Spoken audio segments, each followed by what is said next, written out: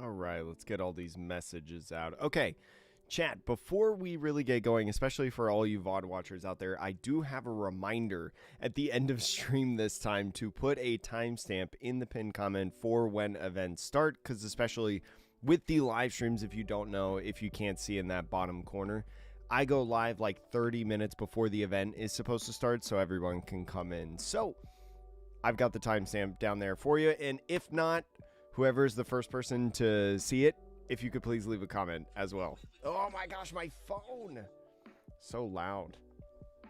My phone is so loud. But chat, for everybody who's coming in, first of all, welcome on in. I appreciate you coming on.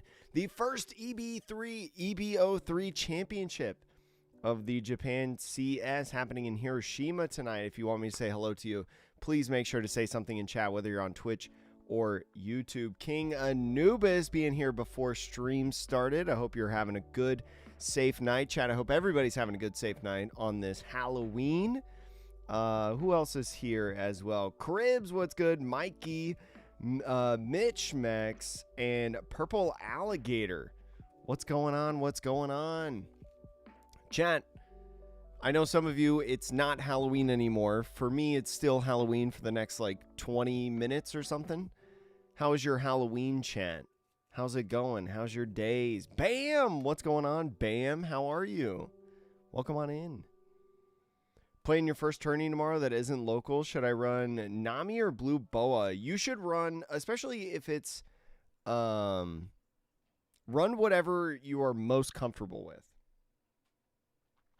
That is my honest recommendation to anybody playing in any tournament.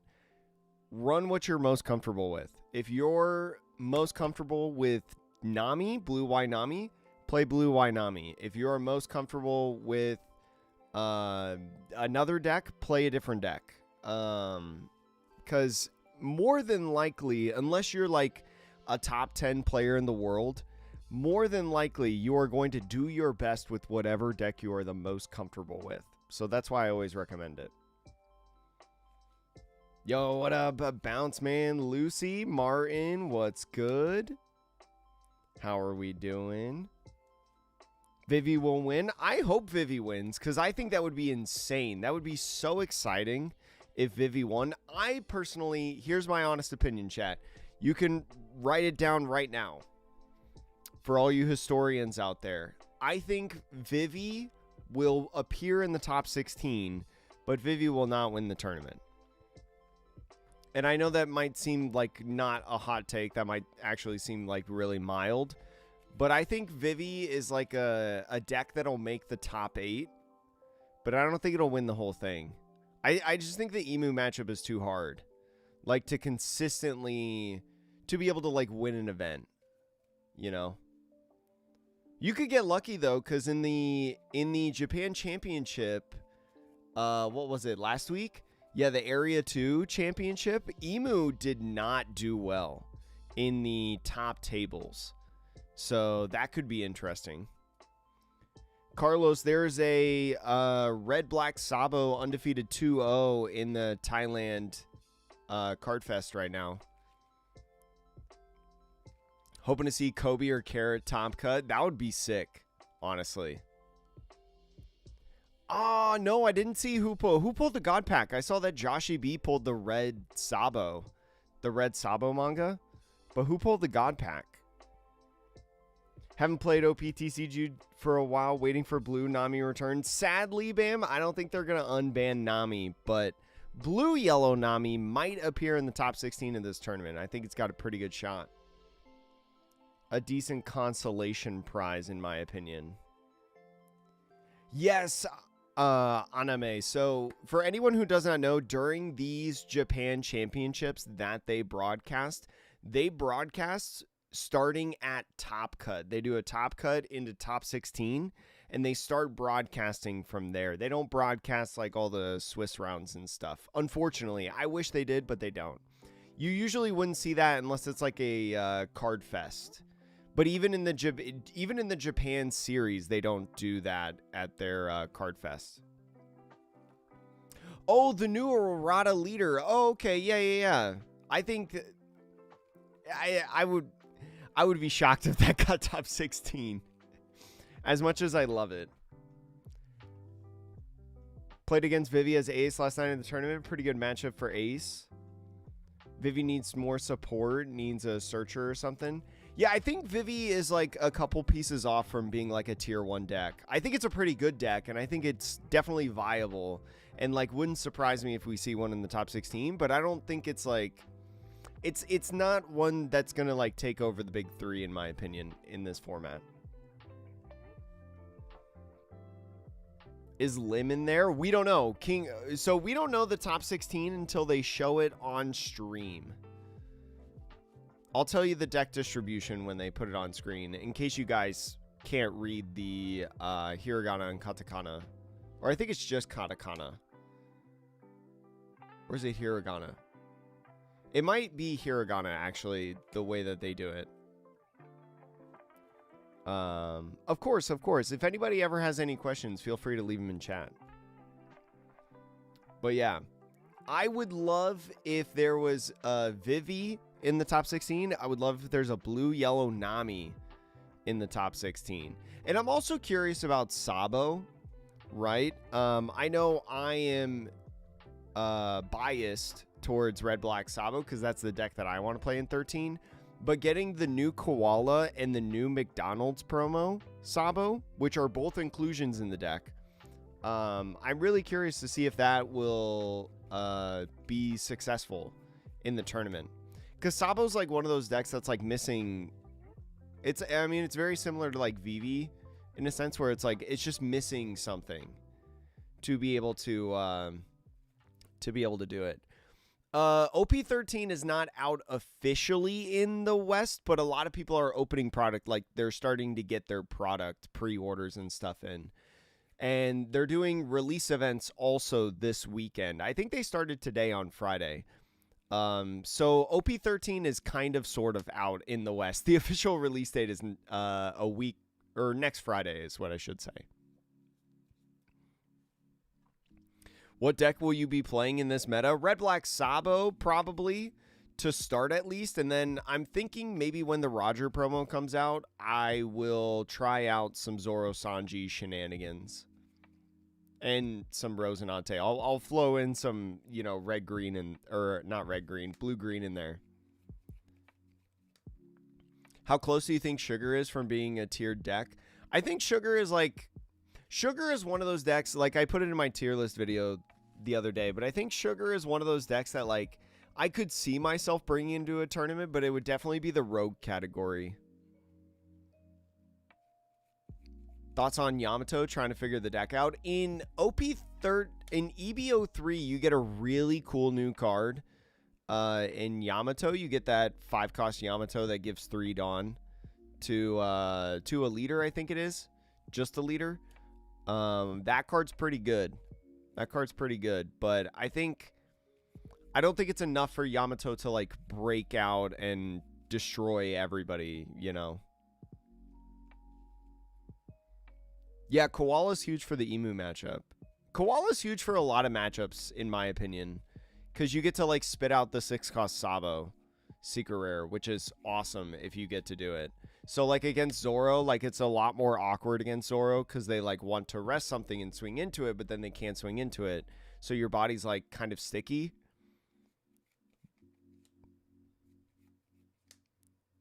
Yeah, I'm really curious to see what Sugar does in OP14 with the new reveals that have been coming out. But also Mental, I hope you're having a good day. Good night, good day. What's Koala's worst matchup? I have no idea. I have not played many games at all against Koala. But I have not consistently lost to Koala with any deck that I've played. Been wanting to try Red Yellow Sabo again. It's really interesting. I don't know about Red Yellow Sabo because like you don't gain anything. Like all the Rev Army cards are black that are being like added and loved. Yo, what up, D3Y? No, the blue-green Rosinante is... Well, blue-green Rosinante is tough, yeah. It's definitely struggling. It's definitely struggling in my opinion. Thoughts on Red Zoro in EB03? I still think you have to run the animal package, right, to be able to play Zoro. I mean, it's like a fine aggro deck. I just think that Silver's Rayleigh is like just a better aggro deck, you know? And Rayleigh, in my opinion, is on the decline for sure. Nami blue yellow can beat Ace blue red or no? I think personally in EB03 format, Jack, I think blue yellow Nami has a good matchup into Ace. Personally, but that's only based on the games that I've watched. I have not play tested it at all. It is all me watching videos on the matchup specifically. But I feel like Nami has a pretty decent matchup against Ace. It might be favorable, but it's probably more closer to 50-50. Yo, what up, Niblo? Carrot did get more support in EB03. Smokers always stood out to you. I bet 5-cost Smoker's pretty good. Did who was it? Monkey Fight TCG in his OP12 regional, online regional, did he run 5-cost Smoker? Pretty fun, can be solid against Zoro. Hard for them to... Oh, yeah, because you're always, like, putting stuff back into life. So it's, like... It's hard for them to get, like, a leader effect kind of thing off.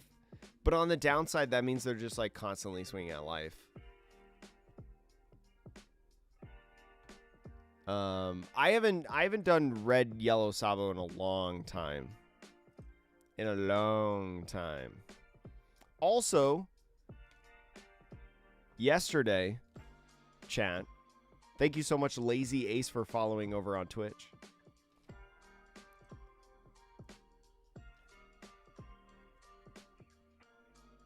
All right, let me close Twitter. Get you guys up so I see you guys. I should probably make sure that the audio is on the stream.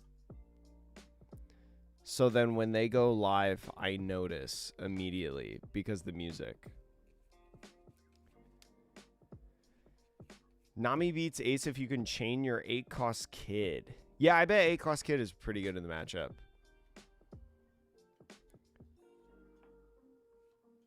Yeah, like I think Nami's got legs in the EB03 format. Like with the new Searcher, the new Nami card, the new Robin. Like I think it's actually like...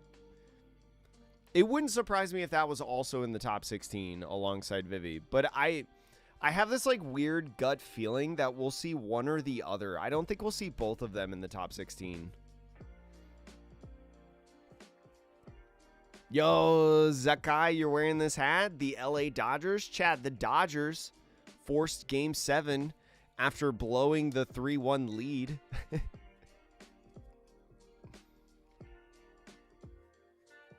I'm unretiring Red Green Smoker for a Navy Slash build with the new Red Green Ace Luffy deck. Oh, yeah, the new Red Green Ace Luffy. Although, when do we get that, though? Like, we're not getting that until after rotation, right? Although, what is actually... Smoker doesn't really play anything pre-rotation. They don't play anything like set 1, right? They just play, like, block 2 and beyond. Zabulon, what's good? How are you? Oh, we did not run Smoker. Too many bricks in the deck to keep adding more. That's fair. That's kind of how I feel about Red Black Sabo sometimes right now, practicing OP13. Sometimes I'm just sitting there and I'm like, wow, I have 6 cards in hand and I have 0 counter.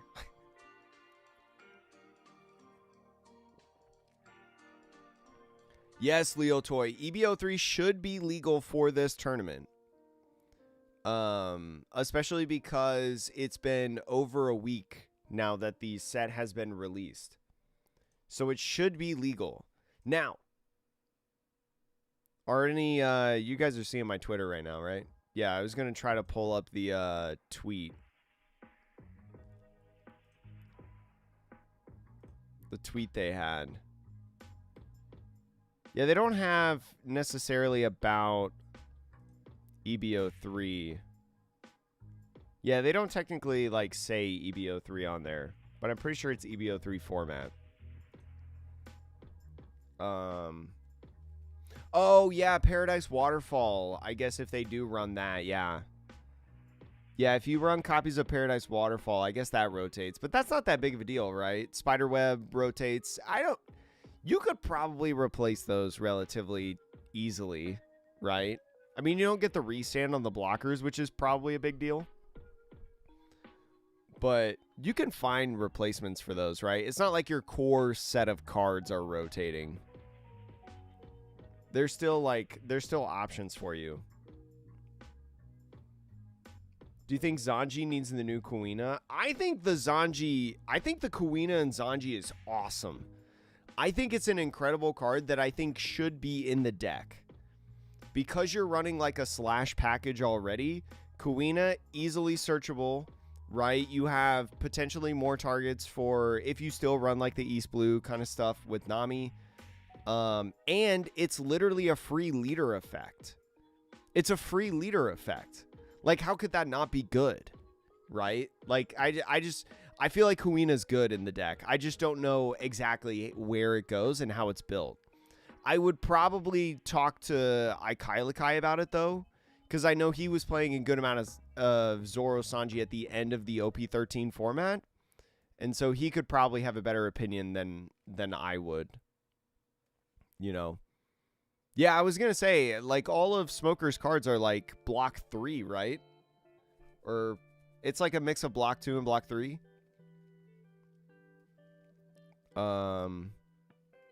What was I going to say, chat? Oh, also, chat.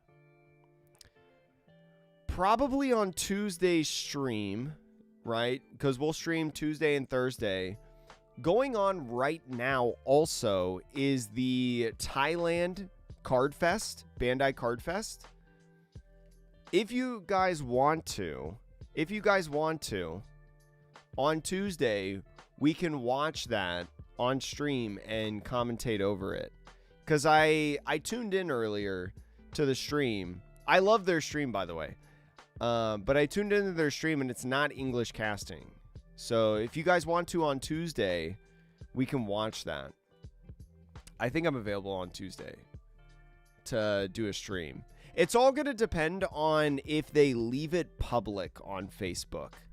Because sometimes the championships that stream on Facebook, sometimes what they do is they take the stream down after it's done. So, assuming that they don't take it down, that could be like in our plans, right?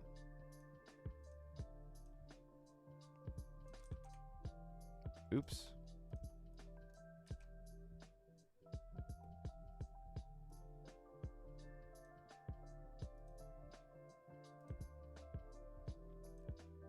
What do I think about Lim? Oh, no, Lim is definitely... I don't think Lim is top 3, no. I don't think Lim is top 3, but I do think that Lim could be a sneaky pick this format because now you have that new Lim, which I think is pretty good.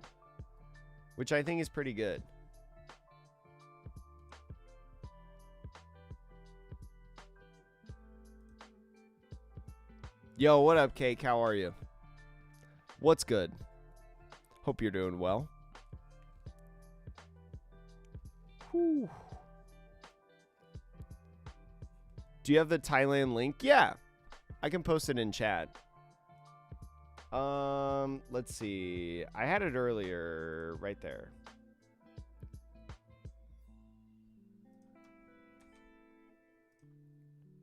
For anybody who's curious about the Thailand link, there it is right there. Ooh, also on Twitch. On Twitch, I did not put the live stream as a pinned message. Chad, if you want to... wait, hold on. Watch the official stream here. Yo, what's up, Maro? I think it'd be really cool if we saw a Kobe as well. I think it'd be really cool. But Chad, whether you're on Twitch or YouTube, I have the official live stream link for you guys if you don't want to hear me yap, scream, yell. If you want to watch on YouTube, in the description below, there's a link there. It says watch the official live stream. And on Twitch, what was I going to say? And on Twitch, it's in the it's pinned at the top of the stream for you guys. Maybe Hody Jones could be. That would shock me, actually, if Hody Jones got top. Do you have delay on? Is your phone that bad? I don't have delay on, but sometimes, like, it takes me a sec to read chat because I'm, like, finishing a thought or, like, saying something. And sometimes also, so I have, like, this, like, chat thing here. It is taking multiple chats at once and combining them. It's taking Twitch and YouTube. So sometimes it gets a little bit delayed. So, yo, what up, Denny? Good morning. It is 12:03 a.m. for me. So we are just getting started.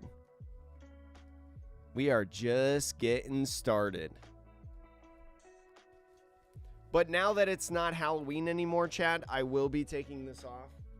For anyone who did not know. Oops, got my headphones on. For anyone who did not know, I was cosplaying Luffy for my Halloween costume. And so now I am back to Atrocious. Or Jake, whichever you prefer. This should be EB03 format. It should be because EB03 has now been out for a week and 1 day out in Japan. So it should be legal for this tournament. Yo, what up, 619? How are you? Ooh, League of Legends World Quarterfinal is live. I saw, did Faker make it? Daigon? What am I excited the most for in OP14? Doflamingo. I'm going to play Doflamingo in OP14. I've already decided. I think the leader looks so good. I think the leader effect is so funny. No spoilers. I don't know anything about League of Legends. I just know from what I saw on Twitter this morning. No, you're good, Aname. Feel free to ask questions all the time, yeah. Got it, daggone. I won't say it for anyone who doesn't want a spoiler. But have fun at work, Denny. Whew. I will need to, before we start stream, get a Diet Coke. Because I will need to survive, chat. Also, if you can't make it the entire stream, the VOD will be public, whether that's on Twitch and YouTube. And because it's the first EB03 championship of the season, there's the music.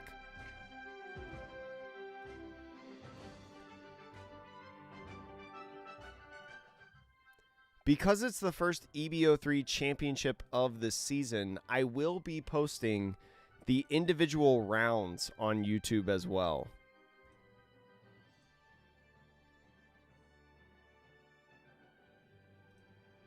I guess I could do it this way to start. So then you guys kind of see it.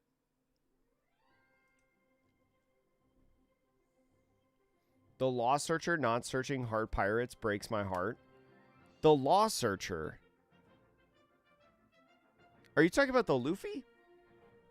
The Luffy finds supernovas, right? But I guess that makes sense, actually, yeah. Hard pirates. But supernova's pretty good. SD10 leaders will have some support on OP14 since it has law. Oh, maybe. Yeah, I mean, you could. You could. I mean, Red Purple Law is banned, but... And I think, like, Red Purple Luffy is just Straw Hat, and Eustace Captain Kidd is only whatever kind of pirates he is. I don't remember.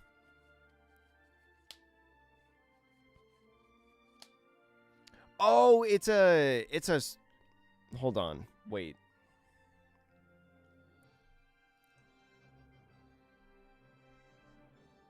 Yeah, it's the Searcher event. Yeah. Yeah, having that Searcher event that only finds Straw Hats or Supernovas is, like, weird for a Trafalgar Law card. Yeah, we could see more OP14 today. I think it's a little early for SP's Niblo. They might. I feel like it's a little early for SPs. Could they show? They might show alternate arts of some of the cards that we already know. They might do that, like for the Tashigi and like the Jinbei SR. They might do alternate arts. I don't know. Would they reveal the manga today, chat? No, because we don't know the secret rares. They always tell us the secret rares first. Or maybe at the same time. There's probably going to be something OP14 today. But also, chat, OP4, like, we have Japan Championships for the next, like, 5 weekends in a row. Which, by the way, we will be live for all of them. So if you want to subscribe to make sure that you don't miss any of the Japan Championships, especially with English translation commentary unofficially, make sure to subscribe. Law manga. I think they should give Kuma a manga because they did him dirty this set. They're like 7 Warlords of the Sea minus Kuma. I mean, they already left Kuma out of the Doflamingo starter deck when that was all 7 Warlords of the Sea. It's either that or a Jinbei manga. One of the two. But I don't see Jinbei having an SR and an SEC. Do we think it's going to be? No, I guess it doesn't have to be an SEC. It'd be funny if Jinbei got the manga.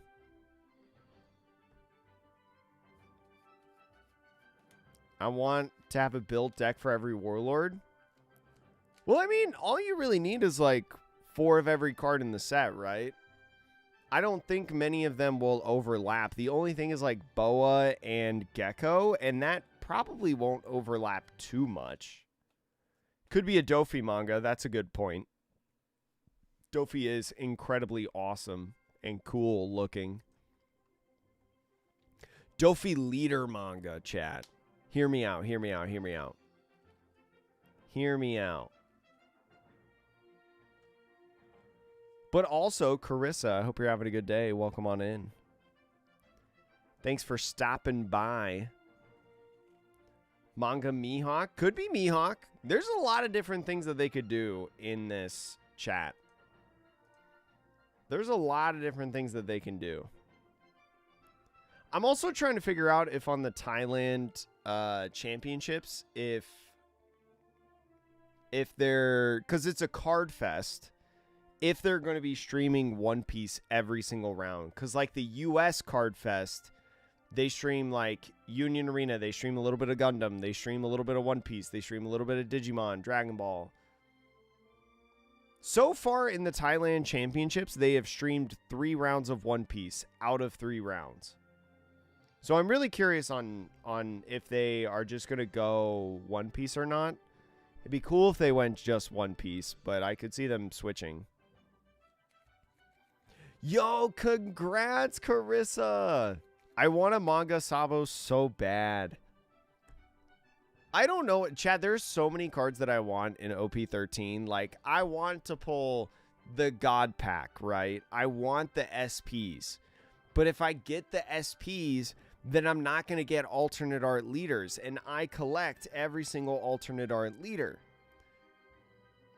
But I also want manga Sabo, and I want the red manga Sabo, because I'm not going to be able to buy it, so I got to pull it.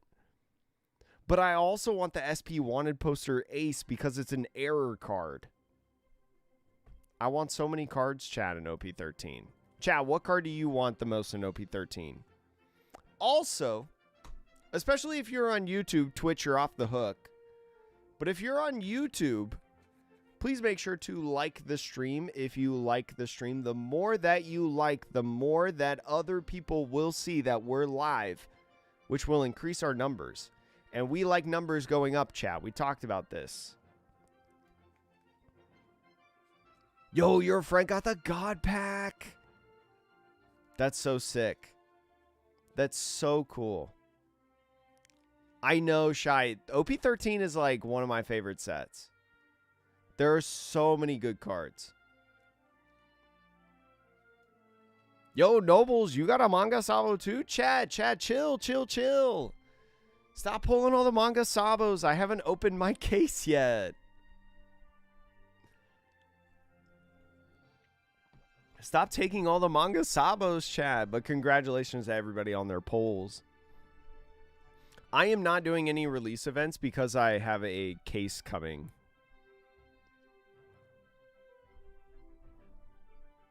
I feel you on the Sabo collector. Have fun trying to buy pull ace in the Emu alternate art leaders.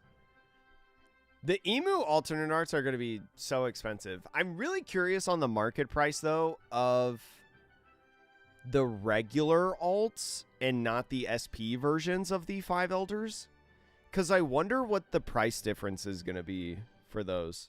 I know, like, right now, I think Marcus Mars is sitting somewhere between, like 60. That's the one that I need the most because I am rocking Marcus Mars in my Sabo deck. I think I want the Ace Wanted poster more than the God Pack. I don't blame you, Aname. Because for me, chat, for anyone who doesn't know, I love error cards. Whether it's like a crimped card, whether it's a misprint card, I love error cards. And so the fact that the SP Wanted poster Ace has the secret rare Luffy effect on it and not the Ace effect, I'm like, I gotta have that card. I gotta have it. I want it so bad. I want it so bad, chat. I love error cards.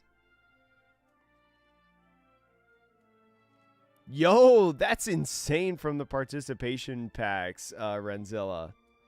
I'm sorry you went 0-3 in your flagship, but I'm happy that you got rewarded. You got, so like the what is it? The law of equivalent exchange, right?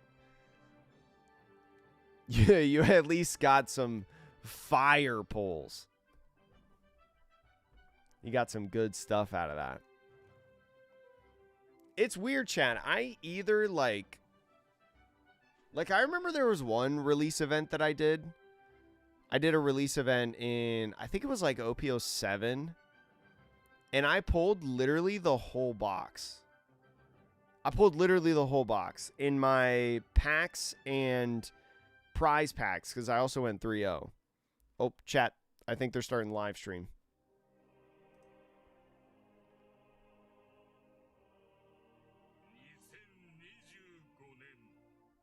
Oh, I gotta hide you guys real quick.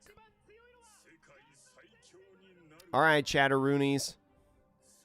We're just about going. Dun, dun. I gotta pull up my screenshots folder for when I take a screenshot of the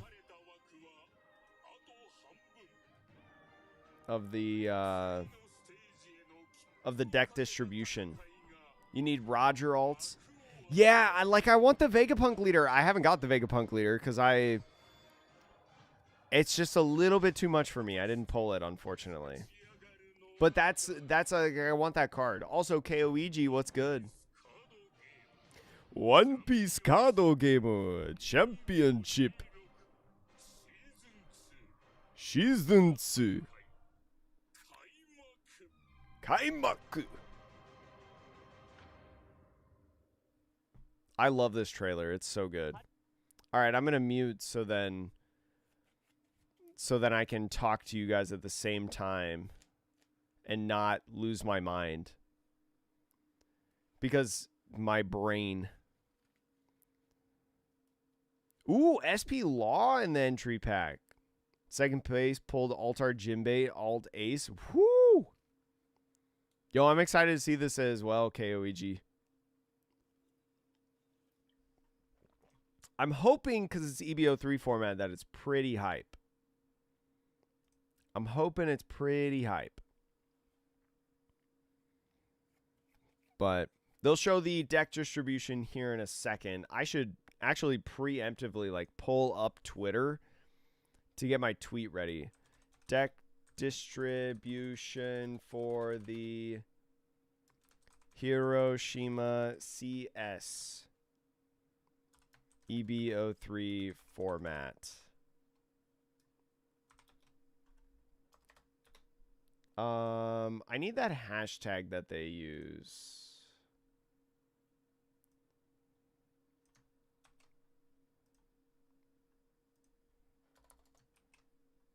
Okay. All right. I am ready for when they do this. I know Gavin looks pretty excited. I wonder if there's like a VV in there. I wonder if there's like an exciting deck. I am honest. I am sadly not fluent in Japanese, chat. So I don't know what they're going to say. And I don't know what they're saying. I can only take guesses based on what they're showing on screen, unfortunately. If I knew Japanese, it would be all over for us. It would be all over. That doesn't make sense. I think there's going to be, final prediction, Chad, there's going to be one Vivian top 16. One Vivian top 16 is going to make top 8. I hope there's a Sabo in there. I want Sabo so bad. Also, Chad, I think he was wearing this sweatshirt in the last championship. Correct me if I'm wrong. But I think this is the second straight Japan championship that he has worn this sweatshirt. Which is, I mean, it's a good-looking sweatshirt. Don't get me wrong. But second week in a row, I think. They usually, Chad, talk in this like pre-show. They usually talk about like the prize cards and stuff first. They talk about the prize cards, the format.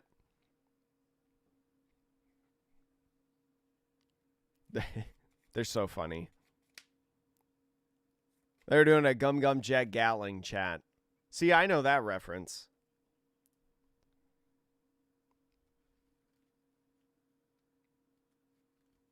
He was using... Oh, have you been trying to get it, Cake? I don't blame you. All right, this is the format. Should be coming soon, chat.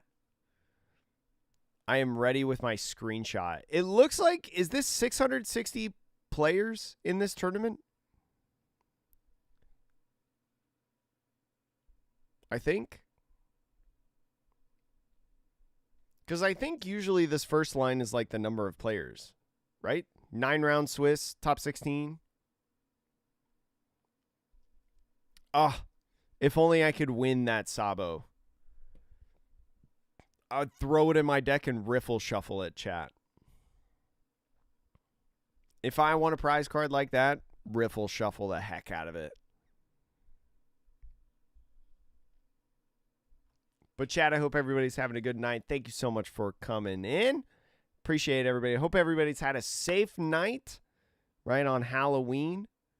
And also, if it's the morning for you, I hope you had a easygoing morning if you were out last night.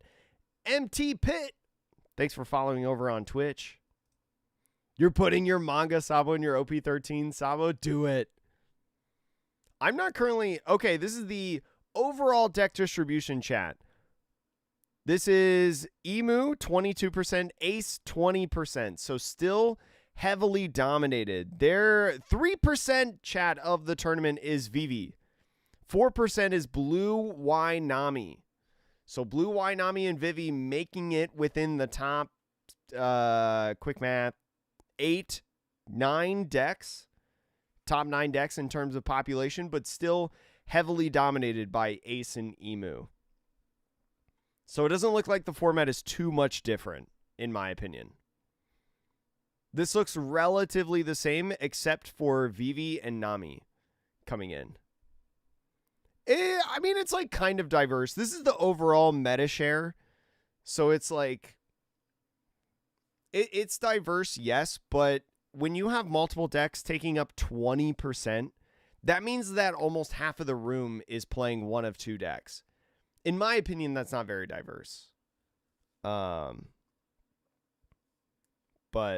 yeah, Roger James has, I felt like typically had a very healthy percentage in the meta, especially after the 8-cost Roger promo came out. Roger's always had a pretty good size percentage. I like that Bonnie is sitting at 4%, right? After winning the Japan Championship last week to cap off OP13. Still a healthy, spot. Bonnie's always one of those decks that never, dominates, though, the deck distribution. That final deck there, chat, at 3% is Rayleigh. Yeah, Nami being at 4% is really cool, in my opinion. I like that Vivi is also 3%. Kobe? Yeah, so, chat, this is the rest of the 17% in the meta. It's just a hodgepodge of all these decks. You have Blue Purple Luffy. Blue Purple Luffy actually not being in this is fascinating. This first deck right here, Blue Purple Luffy, not in this is kind of like a very big deal, I feel like. That's a huge change. Yeah, Red Black Sabo being at 7% is really, really good. You also got Lim right here. You have Katakuri, Yellow Katakuri, Green Yellow Law, Yamato. You have Yellow Bonnie right here. OPO1 Zoro. This is you got Buggy right here. You have Doflamingo, OPO1 Doflamingo, Calgara, Red Purple Luffy, and Kobe. No Uta. I don't think Uta is, as much as I love Uta, I don't think Uta is that great. Also, they're spending a lot of time on this screen. I feel like they usually don't spend this long.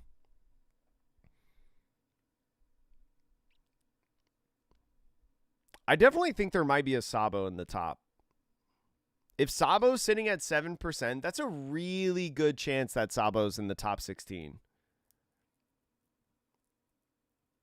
Oh, yeah, I totally agree, Jarbinks. Also, incredible name. I also think Nami and Vivi, it's only really up from here, I feel like. Because you got to figure out the deck list. But on the flip side, if Vivi or Nami wins today, then the deck list is somewhat solved. And so then it could be more easily countered in the in next weekend's championship in Aichi. So it's kind of a weird balance. Also, Owen, I don't think I said hello to you. I hope you're having a good night, day, whatever it is where you are. Here it is. No, there's just these are SRs we already know about. I thought when he was doing this motion, I thought he was going to show us the deck distribution. No, just advertising. Oh, also, November 22nd.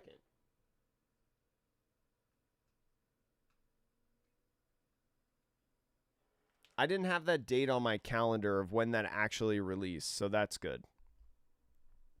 I know, I want the fan letter promo as well. I don't, that's gotta be in a regional pack, right? It's gotta end up being in a regional pack. 5? Why did he do the 5? This is 5, right? Come on, show it to me. What have we got here?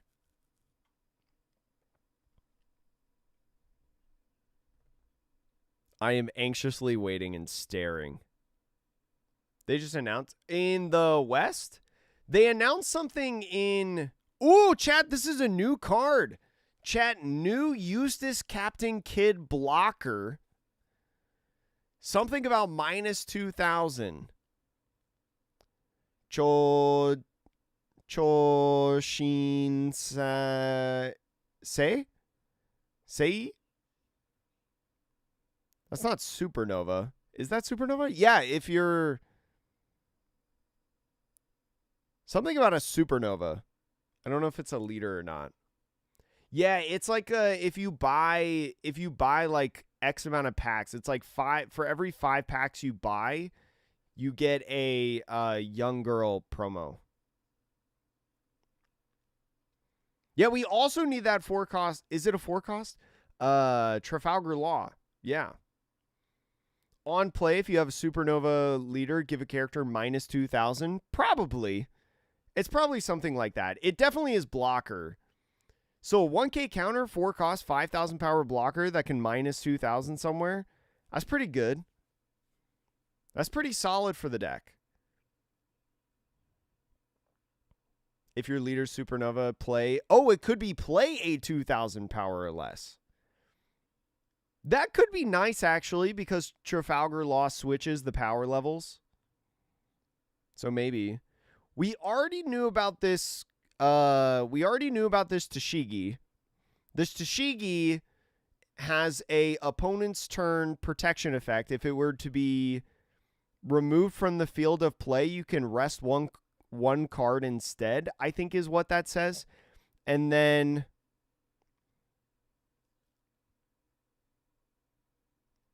I think it's like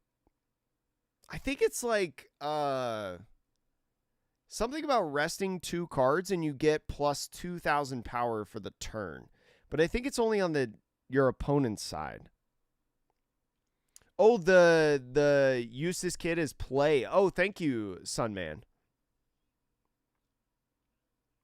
I think playing's not that bad, right? Because you could like play a searcher, you could play play that Luffy. And that Luffy can get value on the next turn. Yeah, we already knew about this Tashigi. I guess I could pull it up in Discord. And like give you guys the actual what it says. Okay, Tashigi. Opponent's turn. If this character were to leave the field by your opponent's effect, you may instead rest 1 of your cards. And then activate main once per turn. You may rest 2 of your cards. This character gains plus 2,000 power till your opponent's next end phase. So it is during your turn as well, the activate main. So it could be an 8,000 power body, which is huge. And, Chad, this is playable off of the 6 cost blocker Trafalgar Law in OP13. I think that's a big key note.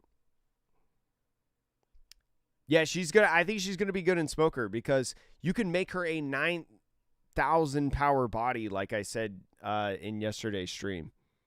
I think she's pretty good. Are you going to show us more cards now? Like the Doflamingo? No, I think you already showed us the Doflamingo, the Jinbei, and the Boa. So the Gecko? Are you going to show us the Gecko now?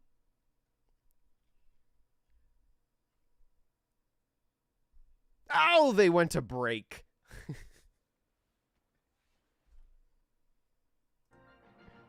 Drat. They went to break, chat. No! Stop holding this on us. Wait, maybe I kind of want to get that screenshot real quick.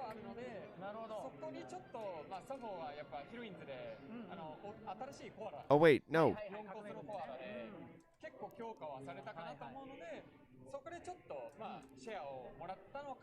I want to try to get this real quick.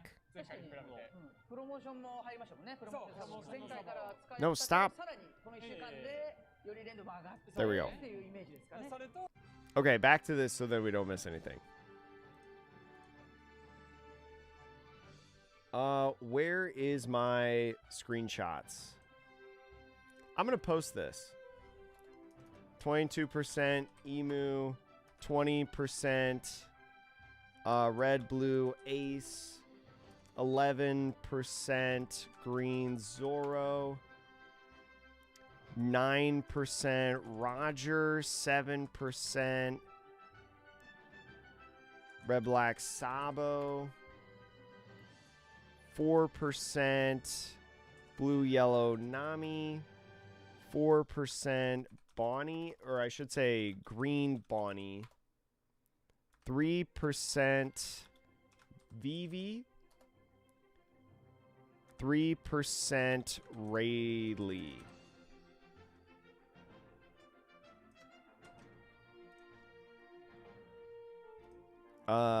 Top 16 deck distribution for the EB03 Hiroshima CS. Okay, now I can look at you guys again.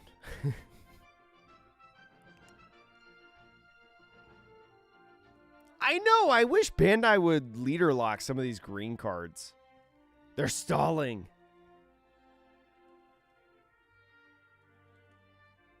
Please show me the distribution so I can go to bed.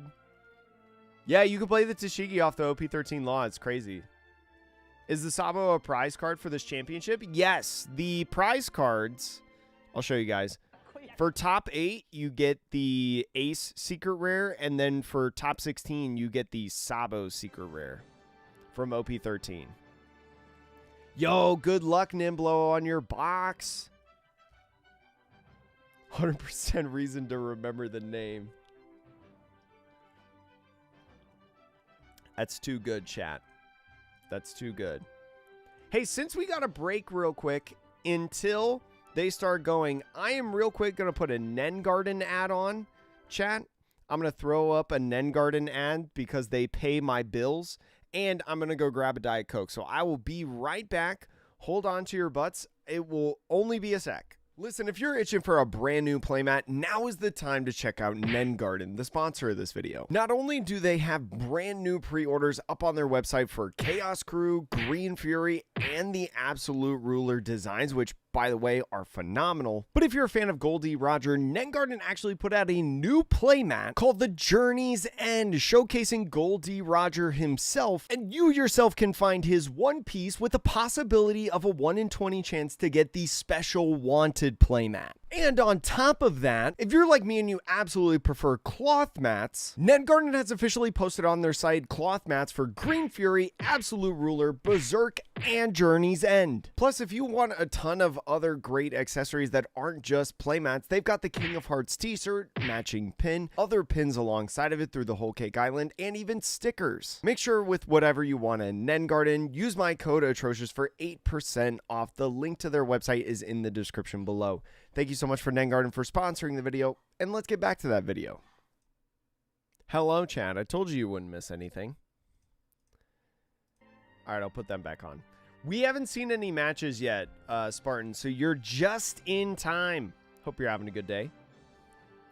I know they look so good, and rear. They look so good. Chat, I want my OP13 box so bad. I want to open up my OP13 stuff so bad. 1E9. Thank you so much for following over on Twitch. Hope you're having a good day. Thanks for coming in.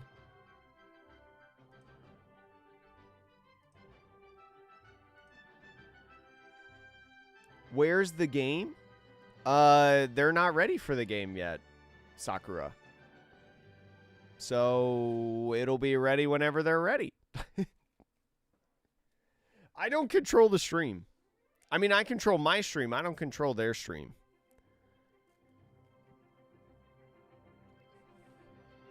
I'm sure, like, before top 16, they do stuff like deck checks. I'm sure they do stuff like a players meeting, right? Especially for the streamed games. I'm sure they have a couple things they got to go through in order to start the top cut. Oh, you play in the Eastern format, Sakura? That's awesome. What deck do you play right now? I know, James. I'm getting anxious too. But chat. It's only 12:30. It's only 12:30. It's only 12:30. We do not know the decks in the top 16, truth. But I can show you real quick I can show you real quick what the overall deck distribution is for the event. I tweeted it out earlier. There is, chat, Blue, Yellow, Nami, and Vivi within the top 10 most populous decks in this tournament. Red, Black, Sabo also getting a huge push. And Blue, Purple, Luffy, not part of the top, what is it, like 9 decks? Which is actually a huge deal in my opinion. So pretty crazy stuff going on, I think. Does Blue, what is Blue, Purple, Luffy's matchup into like Vivi? Does anybody know? No, you gotta wait until Sunday to rib, Cray. No. I hope you get them soon. I know for you East Coasters, it's real tough watching this stream. That's why, chat, the VOD for this will be public. So if you gotta go to bed, you gotta go to work, you gotta go let your dog out, you gotta eat a midnight snack or something like that. First of all, eat your midnight snack while watching the stream, if you could, please. But if you gotta go, this will be public after the fact, and it will stay public so you can watch this later if you want. The stream Castleford, so Castleford, if this is your first time here, first of all, welcome. But for every championship that I commentate over, I will always, always, always leave the link to the official live stream in the description on YouTube. And on Twitch, I'll put like a pinned message up top of where the official stream is. Because I always try to give credit to the stream. Oh, you play Black Emu. I can't blame you for playing like what is literally the best deck in format. Yeah. I totally get that, Sakura. Used to play... Ooh, you used to play Blackbeard. OP14 coming out soon? I know. Like, OP14 comes out in, like, 3 weeks.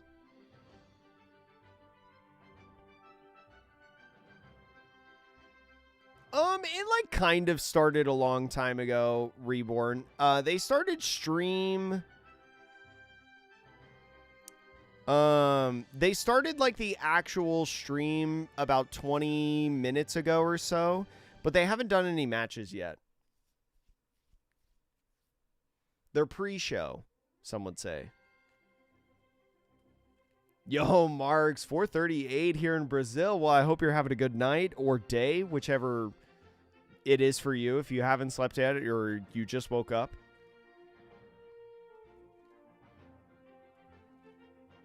I think there's still, like, even though a lot of Westerners are complaining that it's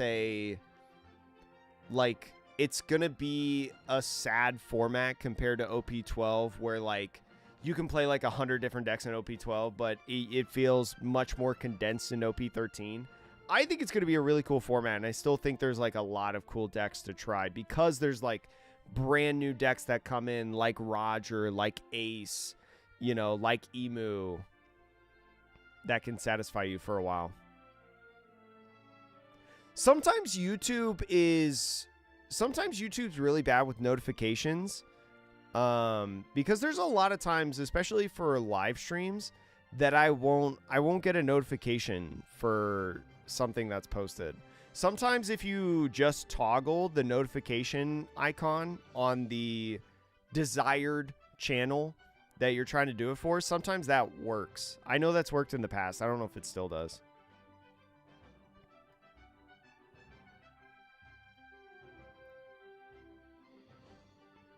Yeah, like, I think Emu has the best chance against, like, the overall format. Because, like I said, I mean, I think it's the best deck. That's what I would say.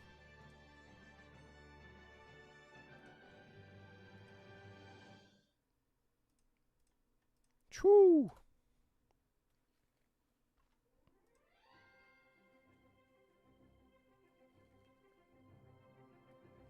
Oh my gosh. Well, I hope you're being safe, Reborn. Hope you had a fun Halloween night.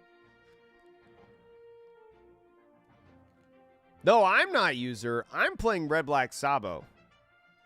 I'm either playing Red Black Sabo or I'm playing Zoro Sanji or Rosinante, potentially.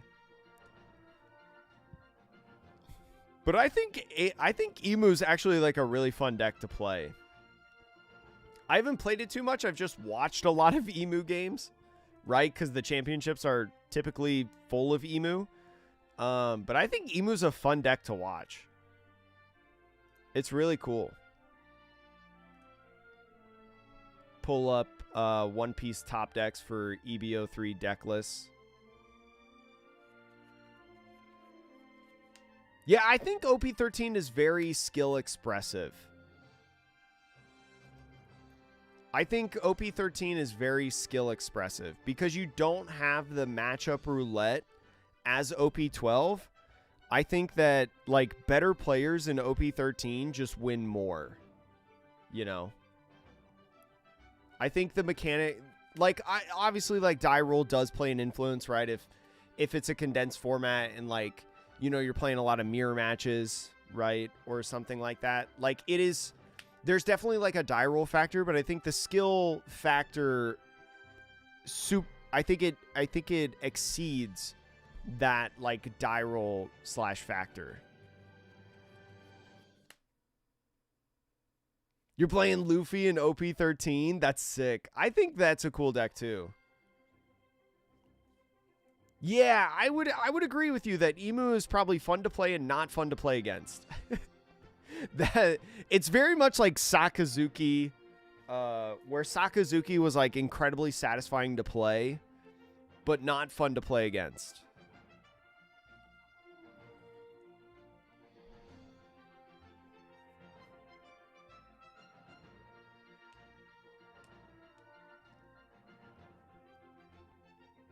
I wish I could play with Japanese cards.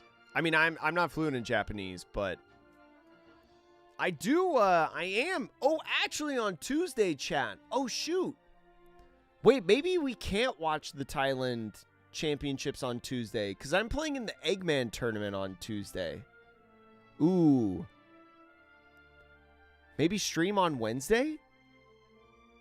Maybe we could stream and watch the championship on Wednesday?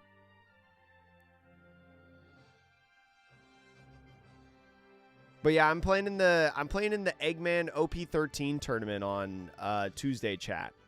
Speaking of Japanese cards and proxies, because I have some Japanese cards in my Sabo deck.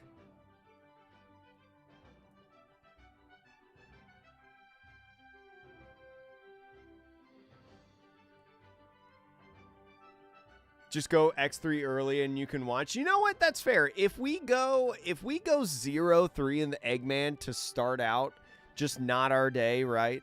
If we go 0-3 to start out in the Eggman tournament, we'll watch the Japan Championship or the Thailand Card Fest.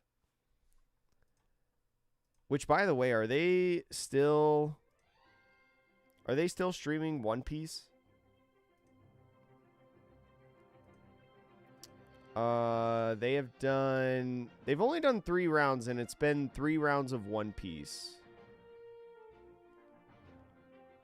So, yes, it is, James. It's a fairly new rule.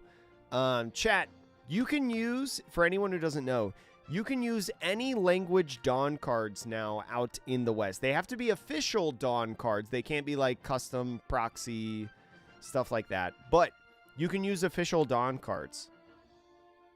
Or you can use any official language Dawn cards.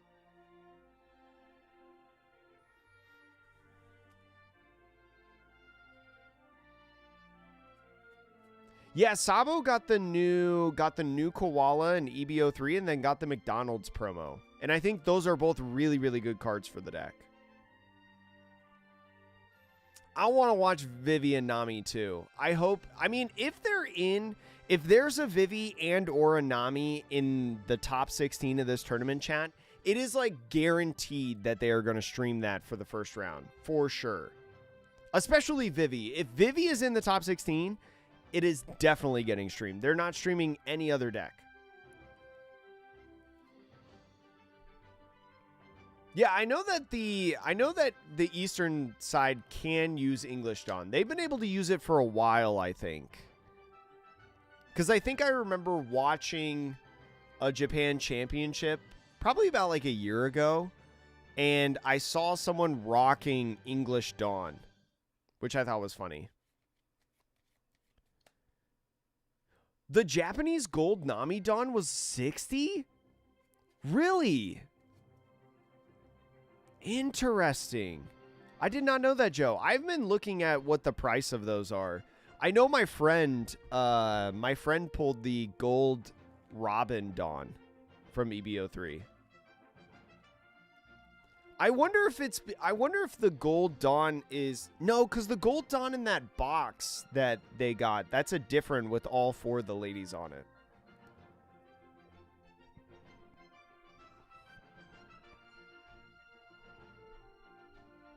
Most emu just starve Sabo. That's probably a good idea.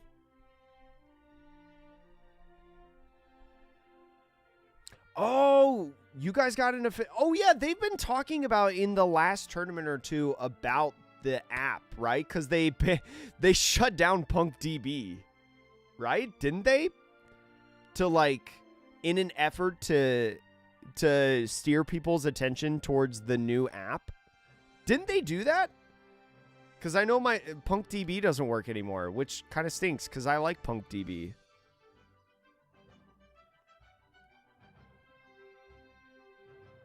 Gold Robin 50 last night on Whatnot? Dang, I might get some Gold EB03 Dawn. Wait. Gold Nami's $30? Chat, don't say this. I'm about to pay for an EB03 or a OP13 case. Don't tell me this. Don't tell me this, chat.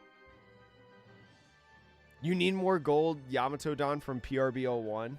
I know a friend of mine that he's going to be rocking with 9 PRB01 gold Yamato Dawn and 1 PRB02 gold Yamato Dawn. Well, I don't know, Aname. It depends, because, like, they could have... So what they could have done is they could have gone... Like, they could have started the live stream at the start of the final Swiss round. And so now we're just waiting for the final Swiss round to end, you know, go through the top cut players meeting, yada, yada, yada, stuff like that.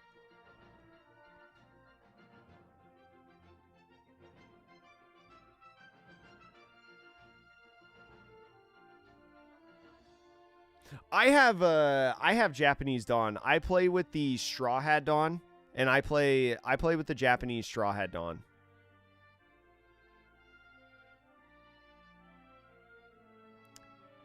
I don't know. There's no way for me to be able to tell you why, Spartan. But I mean, there's probably a lot of reasons.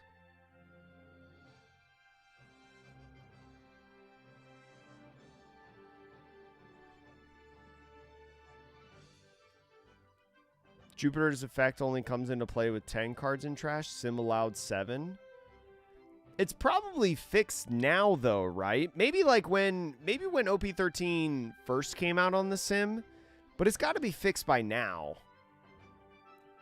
Because I've been playing more OP13 as of late, so I've been playing more emus, and I don't think I've come into an issue where Jupiter gets rush early.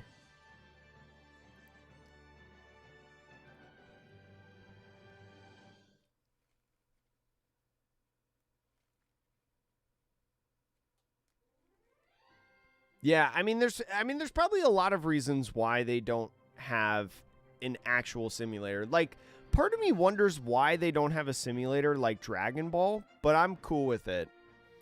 Because personally, Chad, I like OPTCG Sim a lot. Even though it's fan-made, Batsu does an incredible job. He puts a lot of work into it, right? I love it because it's completely free and it's a sandbox. I have access to every card that I ever want. I can build any deck that I ever want, whenever I want, and I can practice with friends. I can practice on the rank systems, right, with like OP Bounty and stuff like that. I love the Sim. Big fan of Sim. Oh yeah. Jupiter's the one. Jupiter is the one that gives 7,000 power. It's Nusjuro that gives the rush.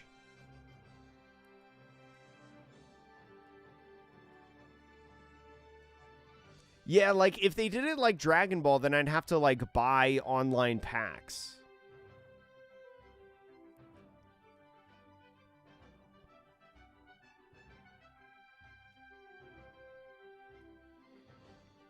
I have no idea, Sakura. I have not. Fun fact for anyone who does not know, I have not seen One Piece. I'm on like episode 200 of One Piece. I'm nowhere near caught up. I don't know anything about One Piece. I just know that there's a Straw Hat crew, and this guy right here, this main character guy, he's a goofball. That's all I know.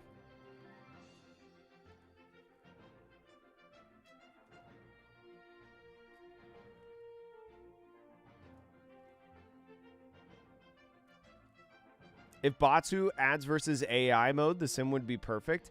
Well, Carl, I kind of like the play versus yourself mode. I kind of like that. Yeah, the official Dragon Ball sim is like Pokemon Live. Yes. Zoro's a very good pick, German. Zoro, in my opinion, is the third best deck in the format. Though Thomas Smiley take was funny. Did you like that? I don't know, like... chat, I don't think it's that far off for... Nobody spoil it, alright? If you spoil it, one of my mods will ban you. I don't think it's that far off for me to think that Otama has the smile fruit or whatever. Because she always is smiling. She interacts with the smile characters. There's a smile typing. I don't think I'm that far off base. Don't spoil it, again, in chat. But...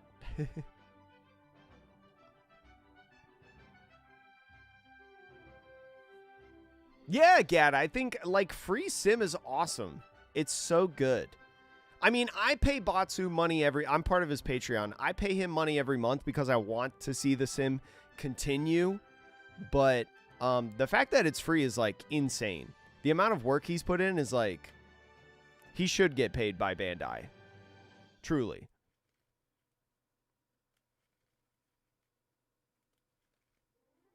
Yeah, without context, I feel like my take was not that far. It was not that bad.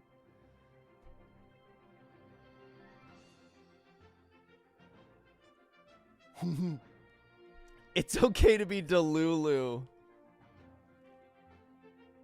I have no idea, Mikey. I'm not going to answer that question because I have no idea. Oh, Chad, they're starting again. All right, Chad, get ready for the deck distribution. It should be starting. Chad, it's happening. Come on. Show me the distribution. Here it is. Oh my gosh, Chad, there's no Vivi. There's no Vivi and there's no Ace, but there's a yellow Bonnie in top 16. For anyone who does not know, there are 5 Ace, 4 Emu, 3 Zoro, 2 Sabo, 1 Roger, and 1 Bonnie. Let's see. 5 Red Blue Ace, 4 Emu, 3 Green Zoro, 2 Red Black Sabo, 1 Roger, 1 Yellow Bonnie. Interesting that Green Bonnie's not in this top 16. Dang, chat. So no Vivi, no Nami. Dang. I'm gonna have to tell all the commenters that called me an idiot for putting Vivi in B tier. I'm gonna have to tell them that, hey man, it's tough being right. I'm just kidding. Yeah, no green Bonnie, which is kind of surprising because Bonnie won last weekend. Gavin versus Shun. You know, just give Vivi a couple weeks, Chad. I bet Vivi makes the top 16 before OP14 comes out. Right? We got 3 more weeks of tournaments before Vivi comes out. I bet Vivi's part of it. Speaking of which, I need to actually be recording. All right, so we're going to be doing this for the YouTube recording, Chad. This is the top 16 of the Hiroshima EB03 Championship. There's 5 red, blue ace, 4 emus, 3 green Zoros, 2 red, black Sabos, 1 Roger, and 1 Bonnie.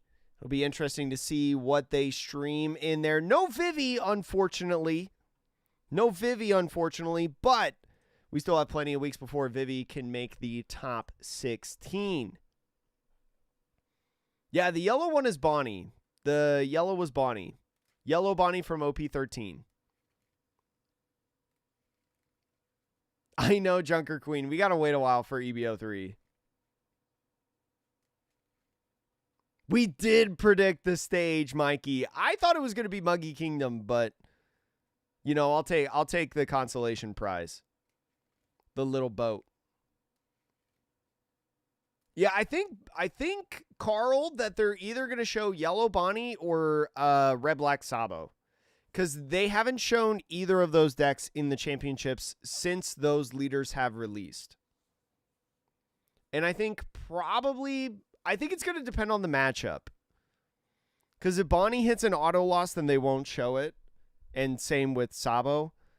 But if they have an even or there was pretty good deck distribution in this tournament, by the way, chat. Pretty even, I'll say. Like Ace and Emu being only 9 of the top 16 spots is that's pretty good. That's pretty good.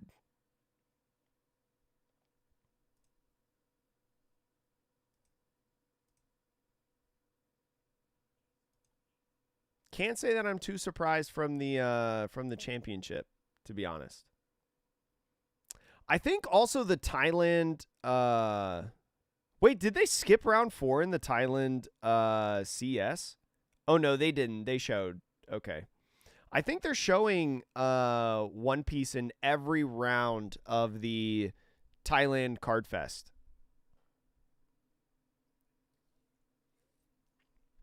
My hockey's too good. Chad, I have hockey because I know what hockey is. Yo, congrats, Reborn. That's awesome. And topping on a win-a-box is huge. Good luck on your polls if you haven't opened it. I posted it earlier, Hashim, but I'll post it again for anyone who wants to see the Thailand stream. It's day 1, and they'll probably have a different link to day 2. They're talking a lot, by the way. Of course, yeah. I always try to provide you guys with the links. We'll probably commentate over the Thailand Cardfest Championships sometime this week. It might be Tuesday, might be Wednesday. I don't know. I'm playing in the... It can't be Monday, I know that. It can't be Monday. But how expensive are boxes in the West? I've been seeing a lot of boxes sell for $150 USD.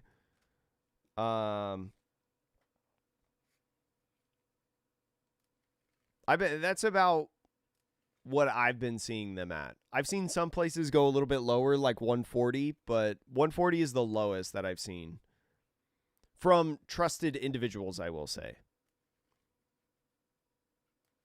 Hey, it's all good, Big Bear. Oh, the Enel. The Enel got me good.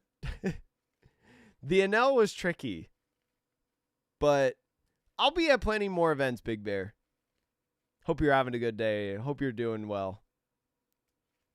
Wonder how different the Roger decks are? They're probably not that different, James. I feel like Roger is a very, like... Roger, in my opinion, feels very similar to, like, Blue Purple Luffy, where there's, like, a pretty solid core of cards for the most part, and you just ramp as fast as possible. To my knowledge, Clefto, there has been no official statements about announcements after the tourney. I could be wrong about that because I'm not fluent in Japanese. I don't know what they're saying. But they have not said anything about that. All right, chat, we've got our match. At least one of the players is going to be playing Ace. You've heard about Ace before, right? One of the best decks in this format, being able not only to draw extra cards if characters or takes damage, right, on your life, but on top of that, on opponent's turn, being able to minus 2,000 power by pitching any card from your hand is definitely very, very nice. One of the reasons it's in the top. And we're going to be seeing the yellow Bonnie player, right? The lone yellow Bonnie player in the top 16, right?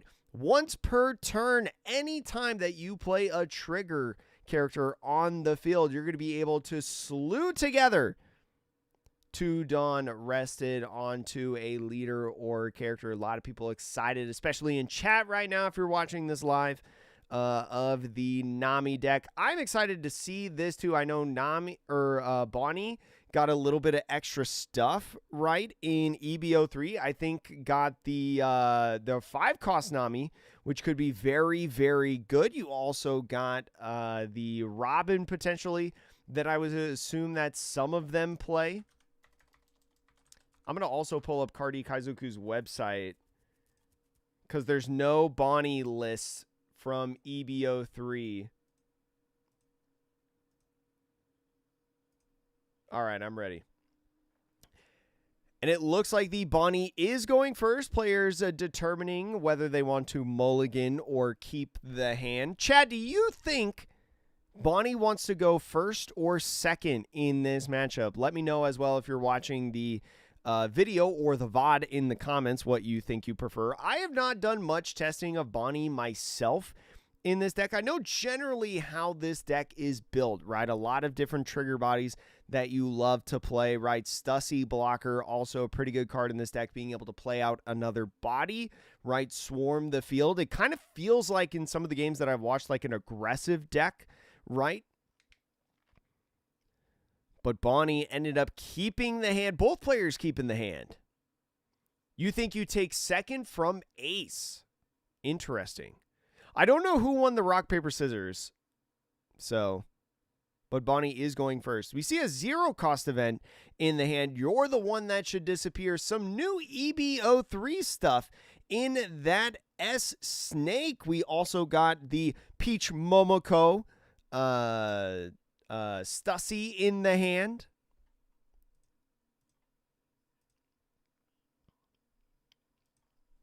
Is that a 5-cost Zoro in the hand? That is also a 5-cost vanilla Zoro in the hand. And the Ace right here, the Ace got a couple 1-drops in the Vista, a card that we've seen on and off in the Ace decks, as well as the 1-cost Garp and Otama, as well as some removal potential in the Jozu and Red Rock. The Jozu might be pretty good within this game. Ooh, Bonnie won the die roll, or the rock, paper, scissors. So ended up choosing first. Interesting. Well, looking at his hand, he's got that Zoro, right? That 5-cost Zoro, and also the 7-cost Stussy. So maybe he's more of like an odd-oriented deck. The S Snake from EB03, though, a 6-cost, so that would work a little bit more for the even curve, I would say. But here we go, chat, starting it off, going on the 1 Dawn turn for the Bonnie. What do they have to start? It looks like it's the Lilith. So that Lilith, a great 1-drop searcher, right? Looks at the top 4 for any trigger card. You can put it in your hand, especially for a deck that revolves all around triggers. It's good to see that one. Finds an Okiku. So the Kiku might be really nice to be able to play in the future turns, right? Maybe to start off your 5 Dawn curve, very sticky body that if it gets KO'd, you get to heal the life. The ace starting out with the Garp is going to be able, because he is an ace Sabo or Luffy leader, look at that top 4, find a 3 cost or higher. Plenty of options within this deck. We see 2 blocker Newgates in that search, so going to be grabbing one of them, probably going to be a very important card within this matchup, and especially seeing multiple on the first search, right? You definitely want to grab one of them. You want to make sure that you have access to at least 1 or 2 within this game. So attaching the 1 Dawn to his leader so then he can use his leader effect potentially. Bonnie is just going to attach all 3 Dawn and swing 8, and with that swing is going to go ahead, take that life, and with that Dawn times 1 that he attached at the end of his 2 Dawn turn, because he took damage, he's going to draw another card for the life. We see a Yamato and an Izo come in the hand, so that's going to be very nice, right? Izo going to be able to search a little bit more in the deck, try to find some stuff. You didn't find a Marco to play on your 4 Dawn turn, but could be able to find some good stuff anyways. But plays the Garp first. In this Garp, finds a couple different bodies, right? You can grab any of these different cards, I believe, and ends up picking a 2K Jozu. We saw the OPO8 Taxbeard in there, so playing at least one of those in the list, and digging another 5 with this Izo Searcher. This Izo, looking for the Whitebeard Pirates, is going to be bottom decking a Roger, but finds an 8 cost I Am Whitebeard event, right? Part of what makes this deck tick. And now going ahead and swinging 7,000 power with Ace. Bonnie's going to take this first life. Is it going to be a trigger? Not one that they want to play. Definitely want to keep that Capone Beige in hand, and Ace ending off the turn with a 1 cost Vista blocker. Bonnie now going to the 5 Dawn turn. We see at least one option in the hand with the Zoro on 5, but the Kiku might be a little bit better, right? One thing that you do have to think about, though, as the Bonnie, right, some ace players are playing something like Atmos, which would be able to remove this Kiku off the field, but a 5 cost would get Jozu off the field. So because Bonnie played a character with a trigger on it, it's going to get 2 rested Dawn to a leader or character, opting for lead, and attaching 1 more Dawn to swing 8 at Ace. 8 is a great number to be able to swing at Ace for many decks facing up against Ace, right? Because as a 6,000 power leader, it's going to force 2 cards out of hand from the Ace player, right? 1 for potentially your leader effect, and then another 1K counter to be able to go up to 7 against your 6 in this point. So doing exactly that is going to pitch the Red Rock for the leader effect to minus 2,000 power for the battle on that Bonnie, and then a 1K Yamato to be able to get out of that swing. Did not want to go to 1 early at this point. Finds another I Am Whitebeard event, so if he can find another Whitebeard 10 drop to chain, that'll be very nice in the future of this game. But starting out with a 6K swing, right, especially one of the benefits of a 6K leader is you're always netting 1 card out of your opponent's hand to be able to get out of swings, and Bonnie will take that, go down to 3 life. Is going to be a trigger, is going to be a Lilith, and that Lilith with the trigger to activate its on play effect is going to be able to look at that top 4 cards for a trigger card. Finds a couple options, finds a Beige 2K, also another vanilla Zoro, ends up going with that Beige 2K. I do like that option. I think that's probably the best one that you got at this point. And now with all 6 of the Dawn, playing out this Jozu, picking up the Garp, and getting this Kiku off the field. Definitely a strong play, and probably a strong body for the Ace for the rest of this game. Now the Bonnie, though, going to 7. We know that that Stussy blocker is in the hand. I think we saw off the draw. Is that a Boa Hancock from PRB02? Potentially at the very end of their hand. It's an alternate art, so a little bit harder. It is the Boa Hancock from PRB02. Definitely a cool card to have to try to force the opponent not to be able to attack with their leader, right? Kind of stall out a leader swing, one less swing you have to worry about in a turn.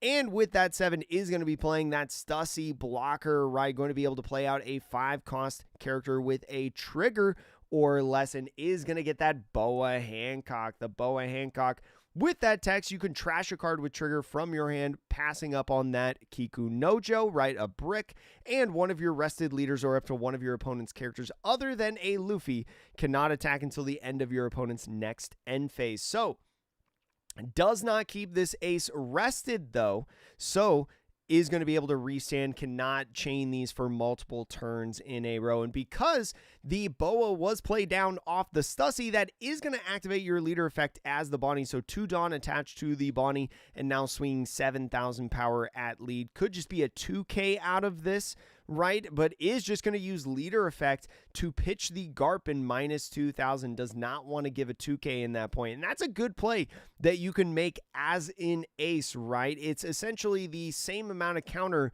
but not giving up as much counter in your hand, pitching the 1K instead of the 2. So on the 8 Dawn turn, now playing the I Am Whitebeard Ven, is going to get that blocker Whitebeard out. The blocker Whitebeard going to be able to draw 2 cards, trash 1, right? Filter the hand a little bit of some of the bricks and try to find another key piece.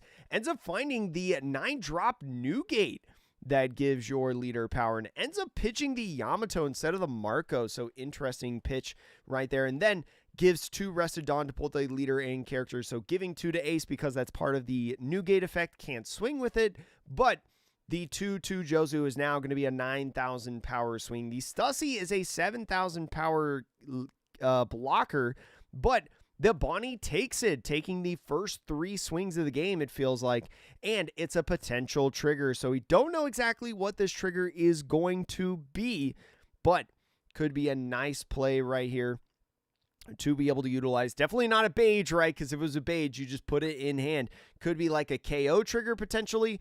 Looks like it's going to be an Otama from PRBO2. So the Otama, for anyone who does not know, has that trigger, rests up to one of your opponent's characters with a cost of 4 or less. So ends up resting that Vista blocker, is going to be able to continuously swing at face or maybe at this Jozu. That's 1 less blocker that you have to worry about if you're the Bonnie right now.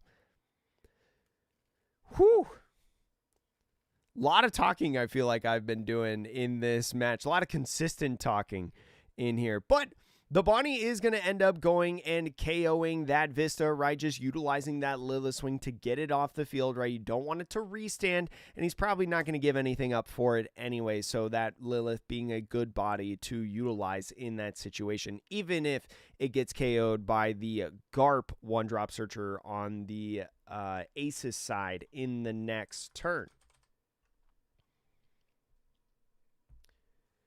Could go ahead with the on play of the S Snake, maybe play that out on the field. We saw that in the hand. But first, swinging 8,000 power with the Boa, right? Because Boa not having an encounter on it, a 5/7 stat line is going to go ahead with that 8,000 power swing. Once again, either prompt the block or force 2 cards out of hand. And I think just going with the free block at this point with the Newgate, does not want to give up anything in this hand right now.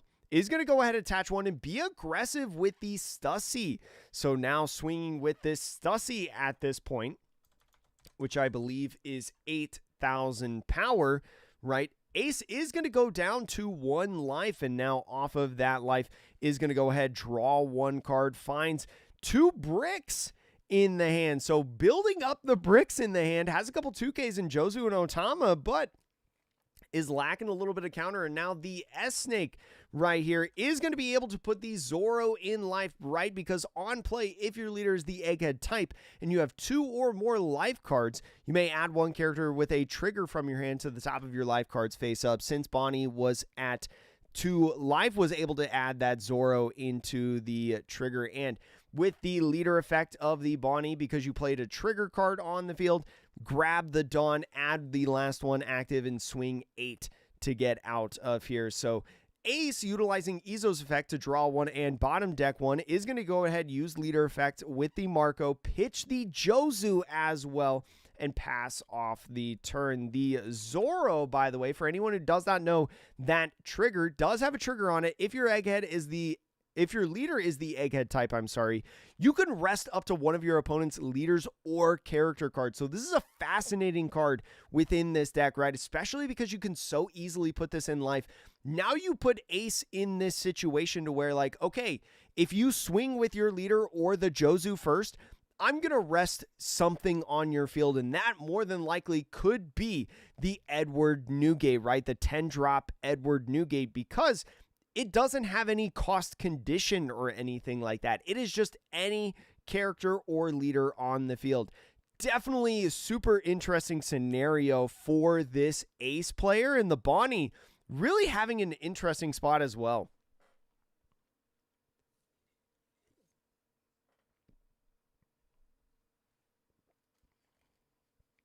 This is best of one, yeah, as Chad is telling you. Sorry, Chad, it's hard for me to cast and also talk to you guys at the same time. But yeah, this is best of one. And so the Ace player probably going to play the I Am Whitebeard event, right? Maybe playing down another one of these 10 costs. Would be able to attach the Dawn, spread it out a little bit, but kind of the lack of counter, I will say, in this hand. Does have 2 2Ks and 1 1K, right? So not a terrible hand, but Bonnie not thinking about dying anytime soon at this point. The Bonnie going 7-2, just making it within the top 16 of this tournament. The Ace going undefeated in Swiss, the #1 seed.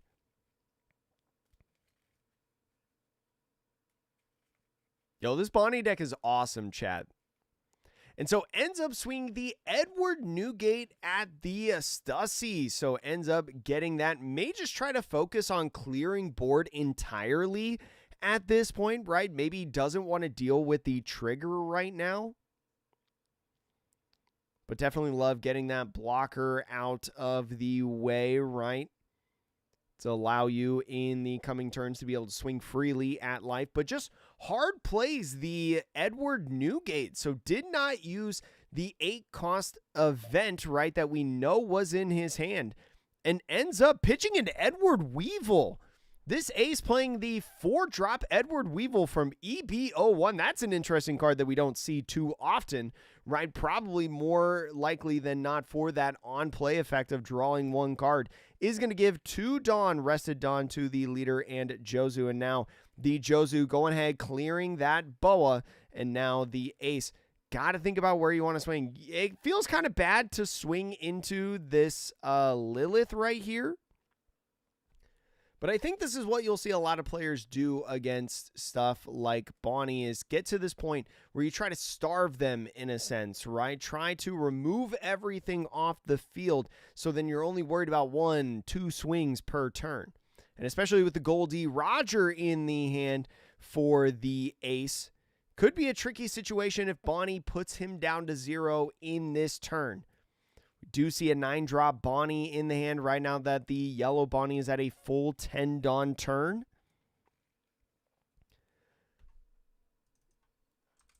The Bonnie would be able to get him to 0, right? Because of that on-play effect, the 9-drop. But would you be able to push for game at that point? And so is going to end up playing that Bonnie. And so if your leader is the Egghead type, this character gains Rush. Then your opponent adds 1 life card from the top of their life to their hand. So now Ace going down to 0 because you played a trigger character, attaching the 2 Dawn onto the Bonnie, not the S-Snake, and goes ahead and swings 8,000 power. If I had to take a guess, he probably won't turn his card sideways on this turn. He probably won't try to swing with this S-Snake. Just passes off the turn right there. I think you're still not really worried as Bonnie about dying on this turn, right? Especially because you have that 5-drop Zoro in the life, right? Is going to be able to rest one of these aggressive characters on the field. And you have several bits of counter in hand, right? You got the 0-cost event. You got a couple 2Ks event. S-Snake having a 1K counter as well. It's probably just going to see how this Bonnie player reacts, right, with this first 7,000 power swing. No blockers on the field, so don't really have to worry about Roger. And so now going to use that trigger to be able to rest one of the new gates. Still has one to go, and still another could come out onto the field.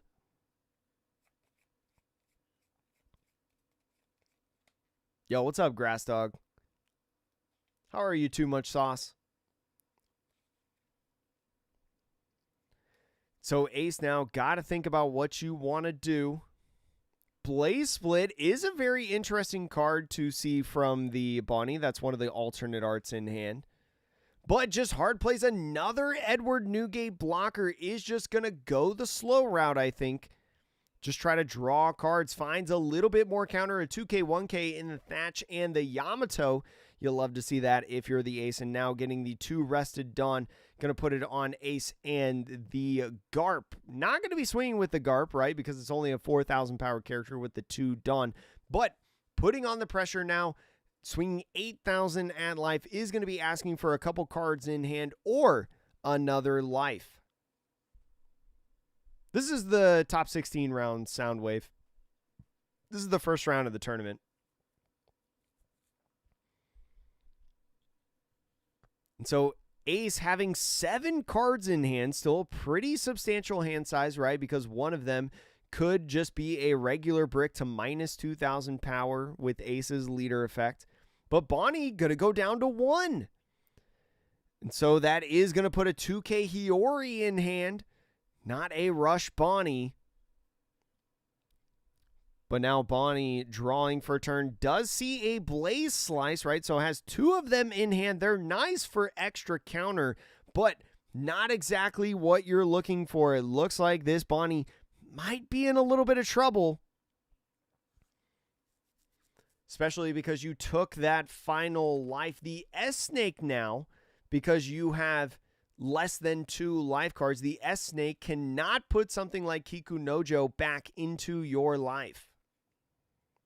So what do you do at this point? Blaze Slice only resting a 4 cost or lower character, so cannot interact with these new gates.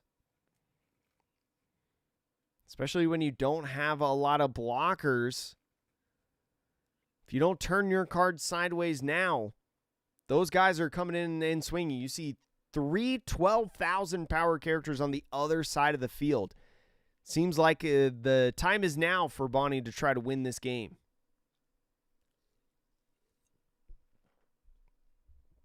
And you honestly don't really feel too good about it either. You only need 1 swing to connect, right, at this point. But with 3 new gates on the field, filtering, you know, drawing raw cards and plenty of searches in the Garps, in the Ezos, right, to be able to find exactly what you need. You feel like this Ace's hand is probably pretty solid. So Bonnie starting out with a 10,000 power swing is just going to be a leader effect on the new gate and then 2K, 1K.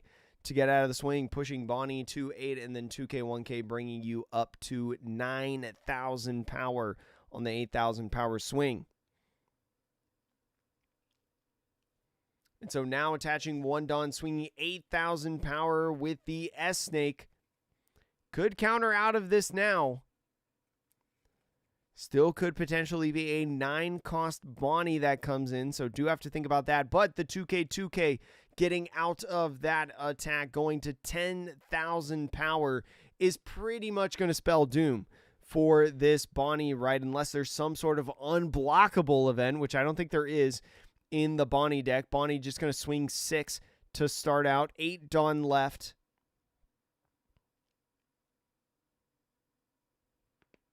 So maybe thinking about a potential rush card that could play down that's not the 9 cost Bonnie. Just got a 2K to get out of that one. 1 card in hand, and it's Roger. So Bonnie now tapping 2. Looks like it's going to be Hiyori. Try to look at this life and replace it, in a sense, with maybe an impactful trigger. Did not see what they put in. I think it was the 0 cost event, actually. So is going to go for a 0 cost event play. And so with the 4 is going to go ahead and play the Kiku Nojo. Not a card that you can really utilize in the hand right now. I think also did not attach the Dawn anywhere, but I don't think it really matters because you want to leave the 2 up for the Blaze Slice. And so now with the Goldie Roger coming down 13,000 power. One of the biggest characters in the game is going to start out with a 13,000 power swing. Is going to go ahead and get this 0 cost event. The 0 cost event is going to be able to put up a life. You got to pitch 1 card in hand is going to be the S-Snake. The Newgate now swinging 12,000 power. You know the numbers that the ace is going to swing, right? 12, 12, 12, 7, and 6 for the rest of this turn. It's a matter of, though, can you do it? Is it another 0 cost? It's not just a 2K. The 12,000 power swing. Here we go. We got Blaze Slice going up to 7. Another Blaze Slice going up to 9.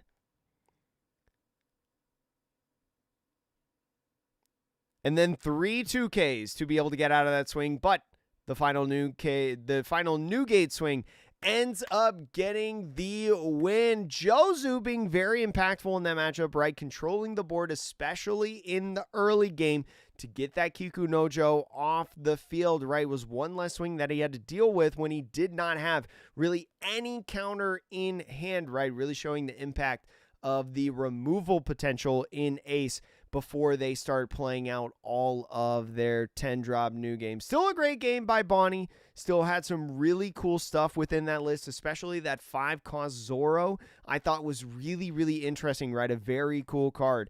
But that ace player, right, as we saw, undefeated in this tournament so far, 10-0 in the games, including Swiss round, right? 9 rounds of Swiss, 1 round of Top Cut. Was playing Edward Weevil from EB01.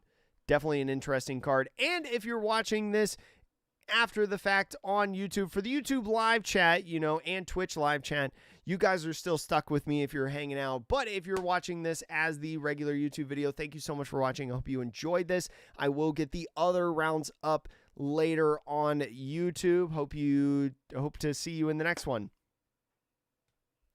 Dang it, I'm so awkward at outros, chat. And chat, if you're enjoying the stream, make sure please like the stream. Please subscribe. Please follow on Twitch if you want to see more. Iozon, what's good? But Johnny, welcome on in. What leaders made the top 16? There were 5. Ooh, chat, this is a new Shirahoshi. Chat, somebody translate this blocker Shirahoshi for me while I explain what leaders were in the top 16.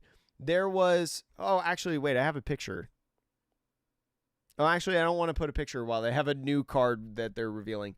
There is 5 Emus, 4 Ace, 3 Zoros. Or actually, wait, hold on. I'm just going to pull up my tweet.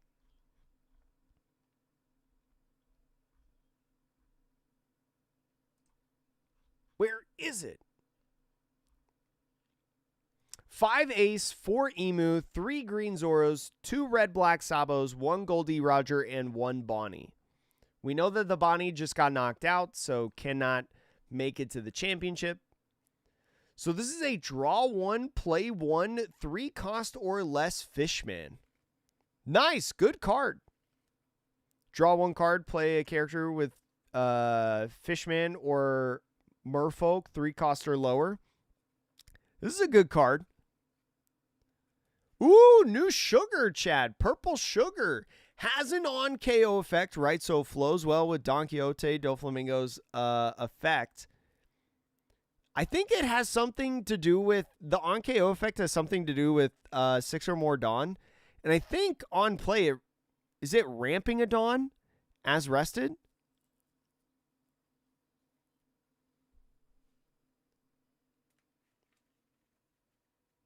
Chat, what does the sugar do? The sugar has an on KO effect. Something to do with a 5 cost. It's like if you have 6 Dawn on your field or your opponent has 6 Dawn on your field, something with a 5 cost. Wish I could wake my roommate up. He's a sugar main. Yeah, sugar mains are eating in OP14, chat. They're getting so many cool cards. Oh, you ramp one Dawn as active on that on play. That's pretty good. I like that on a 4 cost. Wait, that means you don't need to run Bond Clay. Oh my gosh, chat. Doflamingo doesn't need to run Bond Clay. That's huge. Yo, Proxy, what's good? Coming in with the translations again this week. Yeah, set 1 as active. That's actually insane, chat. Chat, that's so good. This sugar is so good. This sugar just almost power crept Bond Clay. The on KO effect, if your opponent has 6 or more Dawn on your field, you may play up to 1 character with a cost of 5 or less that has the Don Quixote Pirates type from your hand. Yo, that's actually so good. Wait, hold on. That's so good, chat. Because that means you can play like Rosinante or something. You can play so many good cards.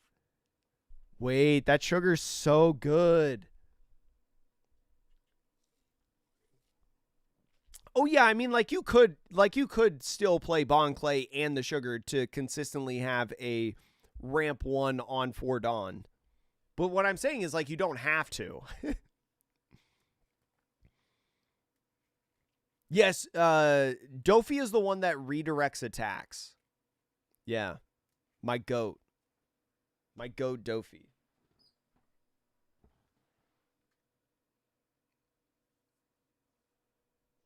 You can play... Oh, yeah, you can play the 5-cost Dofi from PRBO2. And you can just ramp more. That's a good point. You could spit that guy out and ramp more. Yeah, sugar is eating in OP14. Sugar is eating, chat. Oh, wait, no, you can't do the 5-cost Dofi. Yeah, it has to be multicolored. I always forget that. Yeah, never mind. Doflamingo doesn't work. I was testing you guys, chat. I was testing you guys to see if that works. Yo, what up, kid? How are you? Yeah, 5-cost Dofi needs to be multicolored, unfortunately. Really good in sugar, though. Does not work in purple Dofi.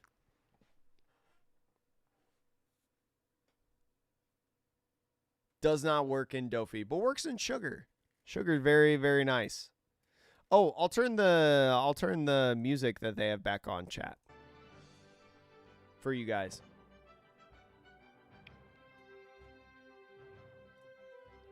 Yeah, wait, chat. Those 2 cards were pretty good. Those 2 cards were pretty good.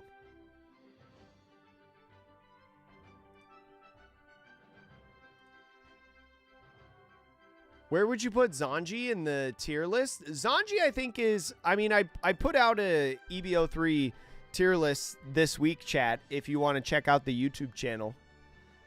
But I would put it in B tier. I think it's a pretty good deck. But I think it's not good enough to, like, really break through. Like, I wouldn't put it on the same tier as Roger and Red Black Sabo. Works in green, purple Dofi. Yeah, Melon. It does. Yeah. Green, purple Dofi also eating. Also eating good. Because, chat, we will have OP14 for 4 months before rotation. Because OP14 in the West comes out... it comes out in January... and rotations in April. Fishman Zanji gonna play the new Shirahoshi. I don't know if you play Fishman Zanji though in OP13/14. But no, I don't know, because you have to play a Fishman or Merfolk. No, I don't know. And it's a 3 cost. If it was a 4 cost, maybe. Yo, what up, Lancelot? You just missed the first top 16 round. That's it. Is there something good for Yellow Kid or Red Shanks? Not really, to be honest. Not that I've really seen. And rear. The game was Ace versus Yellow Bonnie. It was pretty good. It was pretty cool. Yeah, also there's EB04 cards in the West coming in OP14 chat. So we'll have to see what those cards are as well. Yeah, cuz half of EB04 comes in OP14 for the West. I think the East will have EB04 by the time we get we get it, but they get it like shortly after. Like I'm talking like a couple weeks after, I think. Do you think OP14 leaders can keep up with Emu, Ace, and Zoro? It's hard to tell, German. I know it's not the answer that you want, but I need to see the full set list to answer that question. But I think they've got a decent shot. But we need to see the full set list. Cause like Doflamingo at least, Doflamingo can shut off Zoro's leader effect entirely.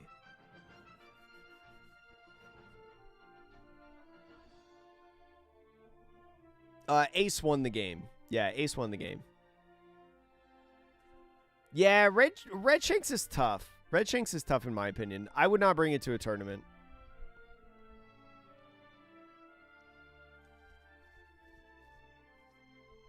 I don't think we've seen half of what OP14 is yet. One Piece top decks. Yeah, so chat, for anyone who doesn't know, One Piece top decks has like on their page, they fill in the set list as cards get revealed. I don't even think we have half of the decks.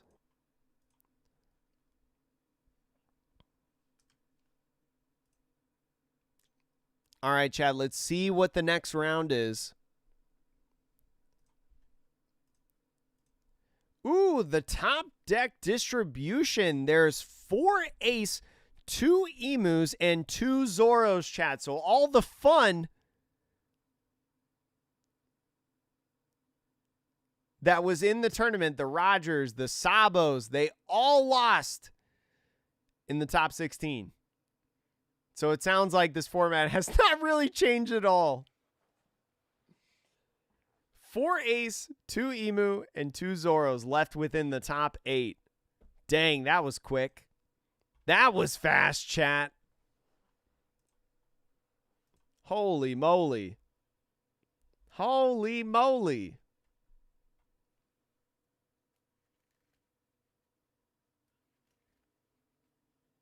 I know. I wanted to see a Sabo, but this was the first time, though, chat, that Sabo has made the top 16. Chat, there's still plenty of good knowledge that you can gain from this tournament. Don't leave yet. Y'all need to learn. Y'all need to learn, because I bet 99% of you don't have a cereal from a tournament yet. Just like me. We could learn a thing or two from this tournament. Yeah, EB03's only been out for a little bit. We still have 3 more Japan championships in this format in EB03 to be able to see one of these decks go on like a deep run. And hey, Green Bonnie won last week. So, also, what's up, Jacob Crow? I don't think I've said hi to you today. Laviathon, what's going on? Eball, Sup, Chamako. Yeah, I was hoping a BY Nami would as well, but yeah, Hollis, you get me. You get me. That's why I'm watching. Removal's really interesting right now. It's like good into everything but Emu.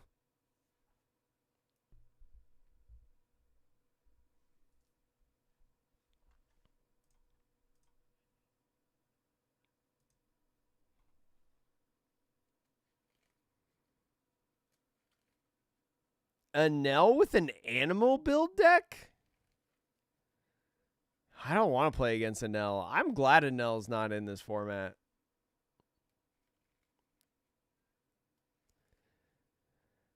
All right, chat. The next match looks like Emu is going to be one of the decks that we're seeing, right? Emu considered to be the best deck in format, right? Being able to have that effect on this 4-life, 5,000 power leader to either trash one card out of hand or trash a Celestial Dragon on the field in order to draw one card. And with the Exodia combo of the 5 Elders, it's going to be interesting not only how they can fare against this ace player, but also if I can make sure that I get the names right.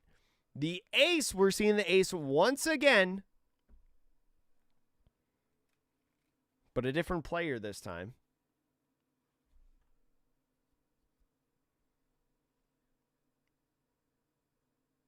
Yo, thank you so much, Sebastian. I appreciate it. Despise base power 6K leaders? I don't. I mean, they're not my favorite, but I don't hate them. I mean, they're at 3 life. New, what deck would you recommend? Green Zoro. Green Zoro or Red Black Sabo, in my opinion. Ace versus Emu, chat. You're going to have to learn about this matchup. The Emu player has got a pretty decent hand, I think. I mean, they have a Saint Shalria to start off their hand. They've got Saturns, multiple of them, to be able to search a Marcus Mars and an Equilibrium event. So seems like a pretty good starting hand. I think Emu choosing first in this one. The ace has enough searches of his own, right, with that Izo. Also has the Otama in hand. It's got a nice 2K Jozu, a 5-cost Yamato to be able to draw some cards, and an I Am Whitebeard event. Ace, go ahead and putting out the Empty Throne event.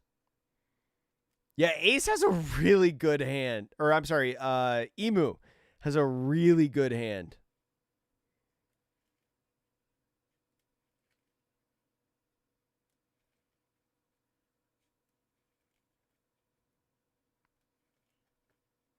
And we're off. Emu going first in this one, as I mentioned earlier. Going to play that Saint Shalria first, and after this top 3 search, being able to find one of these pieces, grabs the Nusjuro, does have to pitch 1 card in hand, so ends up pitching the Saturn. Interesting, pitching the Saturn. I would have thought that he would have held onto it a little bit longer, right, or maybe played it on the field, but ended up throwing that away on the Shalria effect, and then going ahead and using Emu's leader effect to get that 4th card in trash on the Shalria to draw 1 card. Ended up finding a 5 Elders 10 cost. The ace going ahead with the Izo is going to look at the top 5 cards. We'll see if he's playing also Edward Weevil in this deck. We saw a 9-cost ace or Newgate from OP02, but grabs the 10-cost blocker Newgate from 13, attaches the 1 Dawn like we saw in the top 16 round, just passes off the turn, be able to draw 1 if he takes a life here. The Emu now at the 3 Dawn turn, can't play that Saturn as of yet. Looks like he's got something that he wants to utilize for his leader effect. Ends up pitching the Marcus Mars. Does not want to pitch the 10-cost Elders. And ends up drawing into 9-cost Stussy. The Stussy could be very nice, right? To be able to get rid of a 10-drop Newgate. Very common tech card that we see a lot of people utilize. Now swinging 6,000 power. Leaves 2 Dawn open. And more than likely passing off the turn there as Ace utilizes his leader effect after taking that first life. And so now going to his 4 Dawn turn, does not really have anything to play off of this if he wanted to. Has 3 I Am Whitebeard events in hand. So ends up attaching all 4, swings 10,000 power at the Emu, gets him to take his first life, going down to 3. Has a Shalria to be able to utilize, right? Especially on the 5 Dawn turn. Could go ahead with the Empty Throne effect to play Saturn for 3, 1 for Shalria, and 1 on Emu leader to swing 6 if he wanted to. Could be a route that he could utilize, right? Not a lot of other threats on the field on the ace side at this point. It's got to continue setting up the hands, setting up the trash.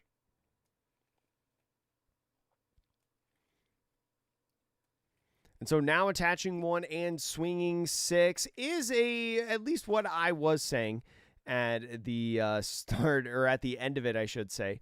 Ends up pitching the Jozu on the counter. I think one of the things that Emu is thinking about right now is maybe like what order you do things in, right? Do you play the Shalria first or do you play the Saturn first? So is going to go ahead and opt for the Shalria, right? Looking at that top 3 for a Celestial Dragon. Is going to find Equilibrium event or a Marcus Mars. Ends up grabbing the counter event, right? The Equilibrium event and the It Was Never There events. Very, very good in the late game for Emu.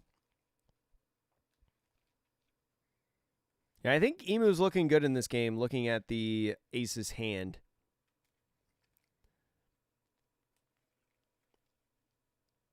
And so now is thinking about using Leader Effect with a card from hand and not the Shalria on the field. He might be thinking about that, and he is putting away a 10-cost Elder off of the Shalria effect. And then going ahead with the Empty Throne and using the Saturn. Ends up finding some 2Ks, but ends up finding the 1-cost Searcher event.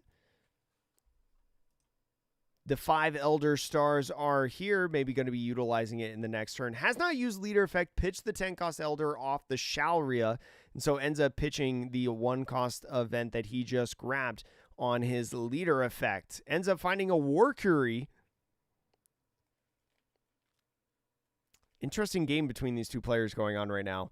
Ace going ahead and playing that Yamato on the field. The Yamato being able to draw 2 cards right away and then give Arrested Dawn to one of your leaders or characters is going to put that on Ace. Now can go ahead and swing 7,000 power. And this is the problem with getting rid of the Marcus Mars earlier in the game, right? Being able to have that Yamato on the field is huge now for the Ace. Going to get multiple swings in. Now, if they had the Marcus Mars, could just be able to get rid of that Yamato to minimize the amount of swings per turn. So now passes off the turn after Emu taking that life and Ace completing the Ezo search. Now the Emu's sitting at 7 Dawn, I believe, at this point. Has a couple options of what he can do, right, with the Dawn. Does have a Searcher event. Does have that Empty Throne to be able to cheat out one of his 5 Elders. So it looks like he is going to go for this Searcher event, looking at that top 3. Maybe going to be looking for something like a Marcus Mars. Does not find it. Finds Saturn and Nasjuro. And ends up going for the Nasjuro Rush character.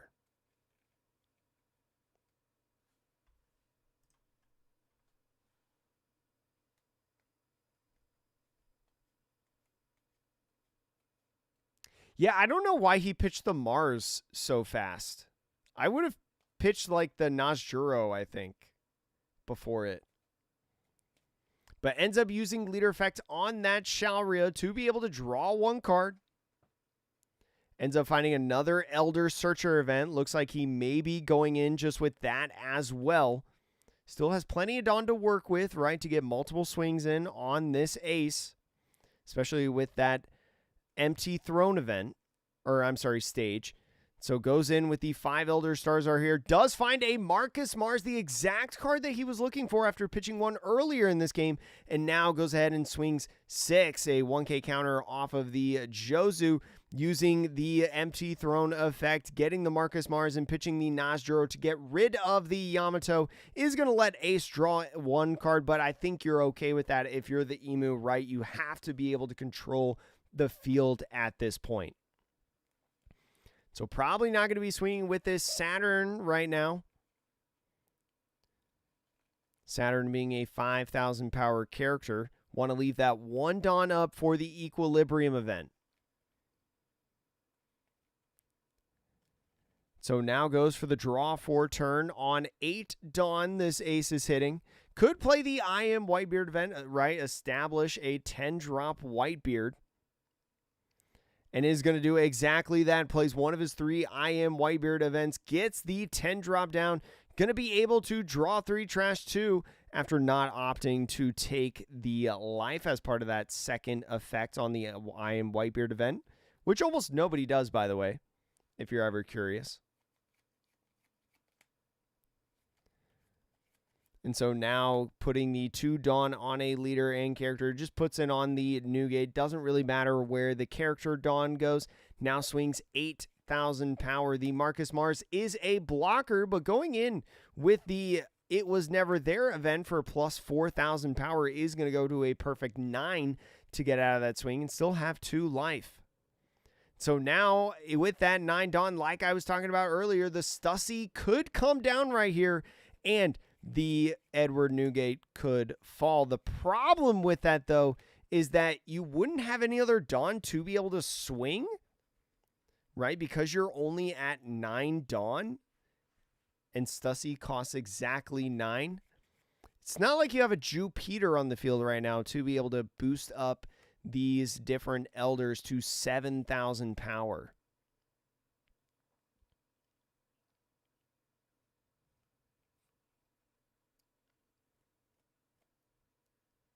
So we see in the Ace's hand, I think he drew into a Radical Beam off of that Edward Newgate.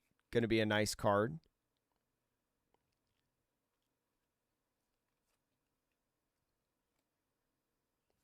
So is going to use leader effect first, pitch the Showery in hand to draw 1 card. Does find a Jupiter, but is looking at playing that Stussy on the field. Just got to get rid of these Newgates. And Stussy, after being played onto the field, is going to be a hefty character to be able to get out. Pitching the Saturn because you're not swinging with him anyways. Still got that blocker Marcus Mars on the field. Stussy is going to be a big 9K swing in the coming turns. Just passes off, cannot swing at leader for any cards in hand. So now the Ace, after drawing another card for the turn, has a fair amount of counter in hand, right? A couple Otamas, a couple Utas, is just going to go ahead once again, play out one of these Newgates with the I Am Whitebeard event. Another blocker right here, another draw to trash 1. Emu just got to weather the storm at this point. It's going to be the game plan. They can only play that Newgate so many times in the game. Pitching the Garp character is just going to go ahead and put the Dawn in the same places as they did in the previous turn. Is going to go ahead now, swing 8,000 at lead. No Dawn left open. Does have 2 Jupiters, I think, in hand, so could go to 9 if he wanted to, but would be 2 2Ks. Is thinking about doing it. Does not want to go any lower than 2 right now.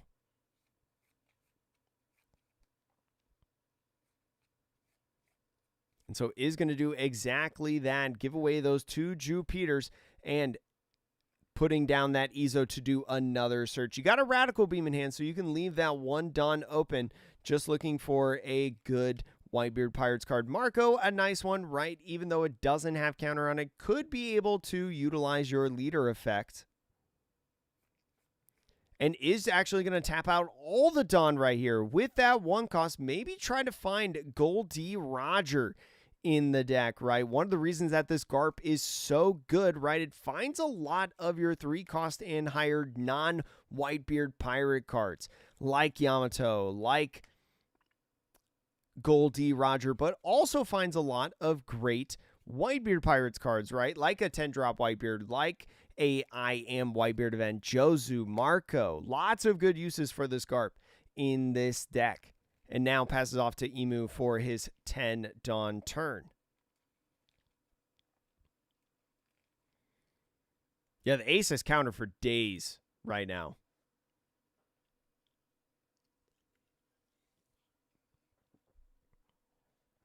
Yeah, Roger will be tough if he plays it too early. But you want to try to find it, right? And so Emu, going to be able to swing 9, is going to go ahead, prompt the Ezo effect, right, to draw 1 card and bottom deck 1. Just filtering the hand a little bit of pieces. And is, I think, just going to go with all of the Ezo effects. I think just drew into 2 straight Marco blockers.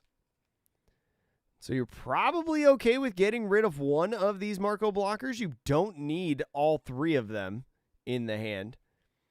But is maybe thinking about passing up the 1-drop Ezo.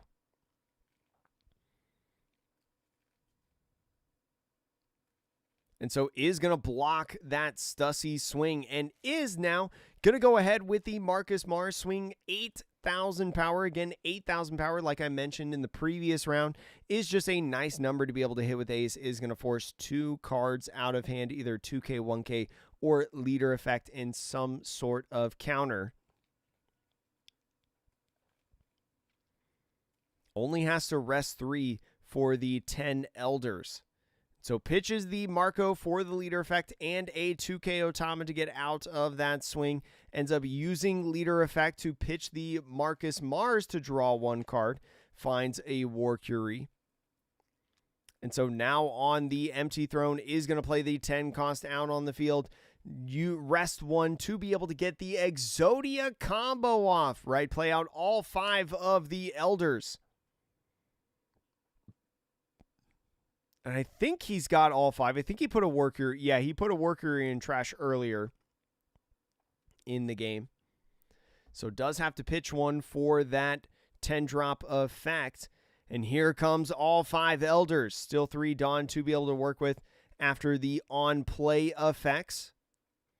Is going to do the search off the Saturn. Probably not going to do the Marcus Mars, right? Don't really want to get rid of these 1 costs just with the Marcus Mars effect. You're not really worried about them. So does find another 10-drop Elder to be able to cycle in the next turn. Now 8,000 power with the Zoro being able to swing at lead. Now using the final Ezo to draw 1 and bottom deck 1. Is looking to bottom the 9-drop Newgate from OP02.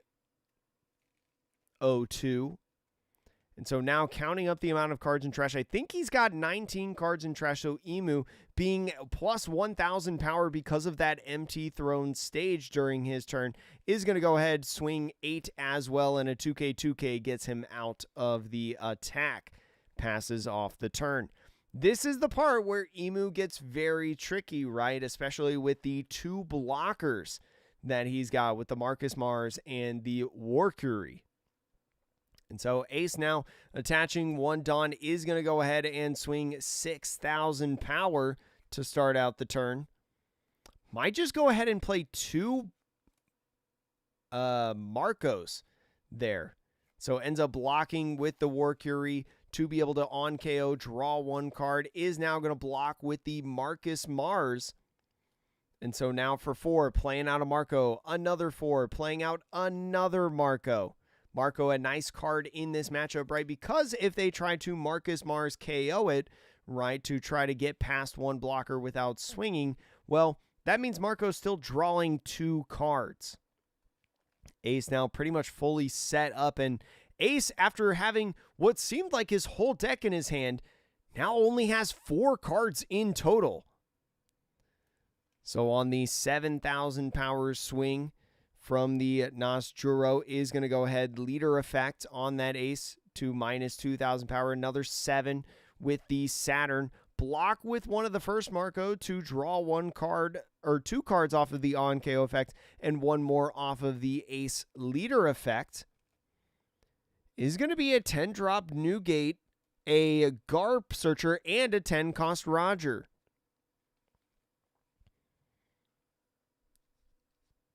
And so now another 7,000 power swing.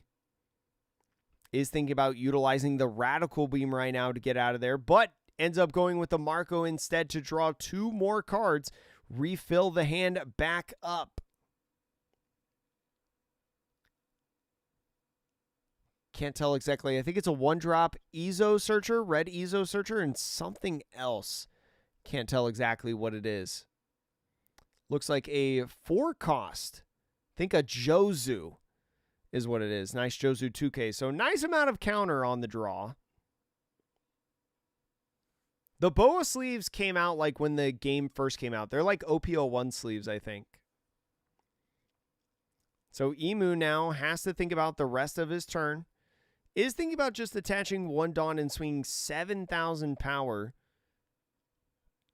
I think clarifying on if he used leader effect already this turn or not. So as he did, just going to use that Jozu 2K to go up to 8. So now with the empty throne probably playing out, the elders, no, is thinking about a Nazjuro. So going in with a little bit more rush right here is just going to swing another 8,000 power at lead. Is going to go Radical Beam to get out of that attack. The 4 for the Warcury gets up another blocker, passes off the turn. This is an interesting spot, right? Holding off on the 10 drop, able to leave 1 Dawn open for one of your counter events, and still have a blocker. You still have 2 life to go, right? And it kind of forces the ace right now to swing at these bodies. So an I Am Whitebeard event is coming down to play the Whitebeard. Is going to actually take a life, so plus 2,000 power until the opponent's next turn. Is going to make that ace an 8,000 power leader through Emu's next turn. And so is actually going to pitch the Roger from the hand. Does not want Roger in this. So is going to put 2 Dawn on the leader and blocker Roger. Still has 2 Dawn left as active for potential more radical beams.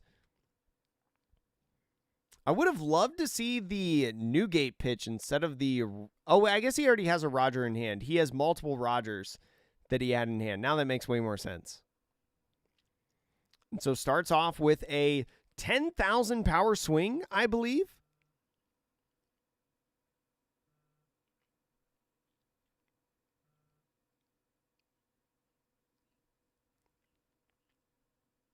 So the 10,000 power swing, looking to pitch a ton of cards to be able to get out of that. Remember that you have the Warcury, right, to be able to block, and ends up using the 1-cost event. Originally, it was never there, as well as 2 1Ks. So gets over to 11,000 power. And now could potentially swing with the Newgate if he wanted to. But first, going to be searching with the Garp in this top 4. Maybe looking for a 2K at this point. Finds Pudding. Pudding could be interesting to play in the coming turns. And now with the Ezo search, going to be looking at the top 5 now. So the top 5 is going to be finding 2K Thatch, set up the hand a little bit more, and passes off the turn. I think he saved the Gorosei because he wanted to swing with all these characters like one more time before the Gorosei. Right? Because he knows that he has 1 left, and I think he's cycled. So I think one of the Gorosei is in life. So he knows that this is like his last Gorosei until he starts taking life. Right? I'm pretty sure he's come close to looping.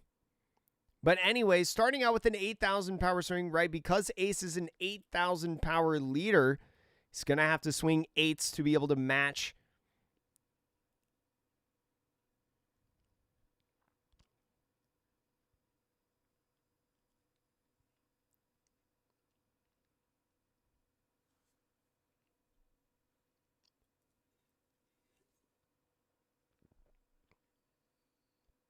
And so attaching 1 Dawn now to the Jupiter, I believe it is. I'm doing a good job memorizing all their names this game, Chad, I think. I mean, it is not the alternate arts, I will say.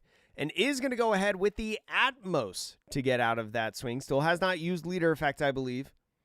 So minusing one of the Newgate blockers on that swing, right, with that when attacking. Now still, once again, swings 8,000 power. What he's trying to do right now is try to get Ace to run out of the counter in hand, right? Swinging these bare minimum attacks, trying to get the blocks, trying to blast through here soon. So it ends up blocking that attack with the Newgate, not really revealing anything in the hand. Still has 5 cards in hand. Still got 1 Noshjuro to swing with at least at this point. The body's starting to build up a little bit for the ace. Got 2 10 drops. Ends up using leader effect to draw 1 card. Ooh, that was a 10 drop, so it hadn't looped his deck yet. Now has 2 10 drops in the hand.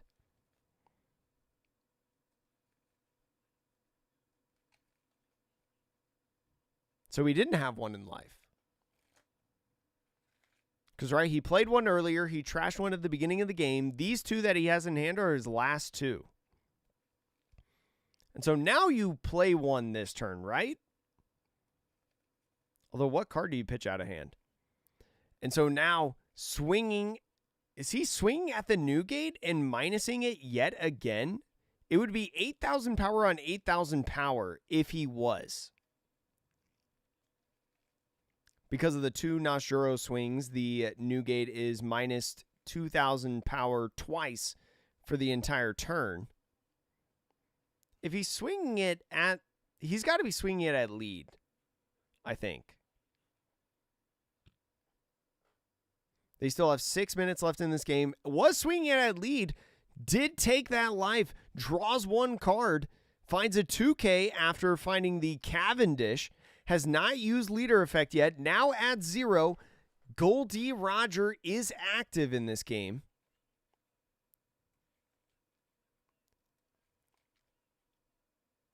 Emu with the counter events.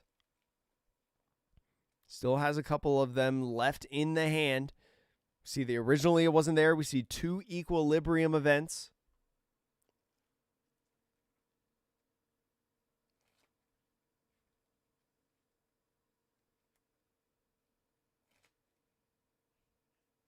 Yeah, another Noshjuro from the 10 would put the Newgate at 6 if he wanted to.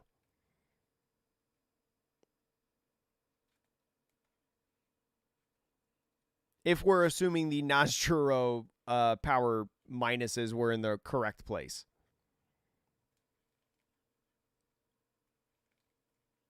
Sixth on left to be able to utilize. 4 would go to the Gorosei, right? You would leave 2 open. That means you would forfeit your leader swing, essentially. And the War Curie. Do you maybe just play the Gorosei and you hold it? You don't pop it? You keep the War Curie on the field. You got 2 for counter events. He is going to play the Gorosei and just passes off the turn. Does not go in yet at this point. Wants to leave all the counter up for the 3 counter events in the hand. Yeah, I like not summoning them all. So we'll see if the ace player ends up playing the Goldie Roger. Still has a couple counter cards in hand, but you're not going to be an 8K leader anymore.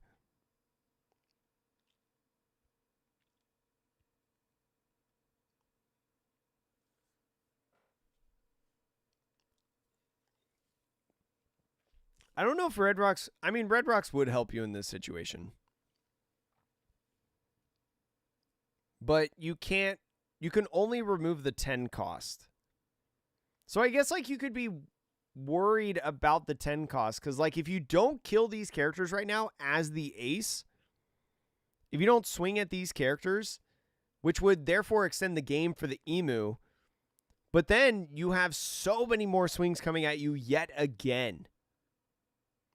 Because he could be in a situation to where he 10 drops twice in a turn if you ignore these characters. So swinging 6,000 power. I think he's thinking about whether or not he wants to block. I think Ace is swinging at these characters now on the Emu side.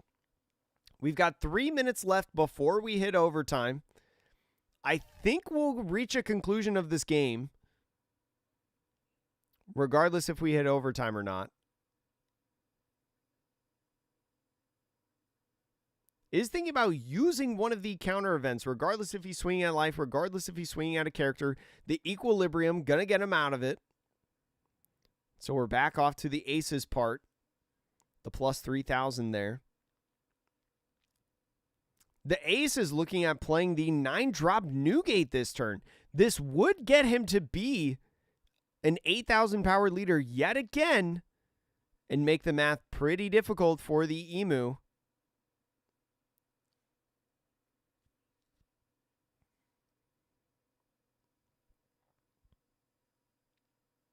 But do you just hard play it?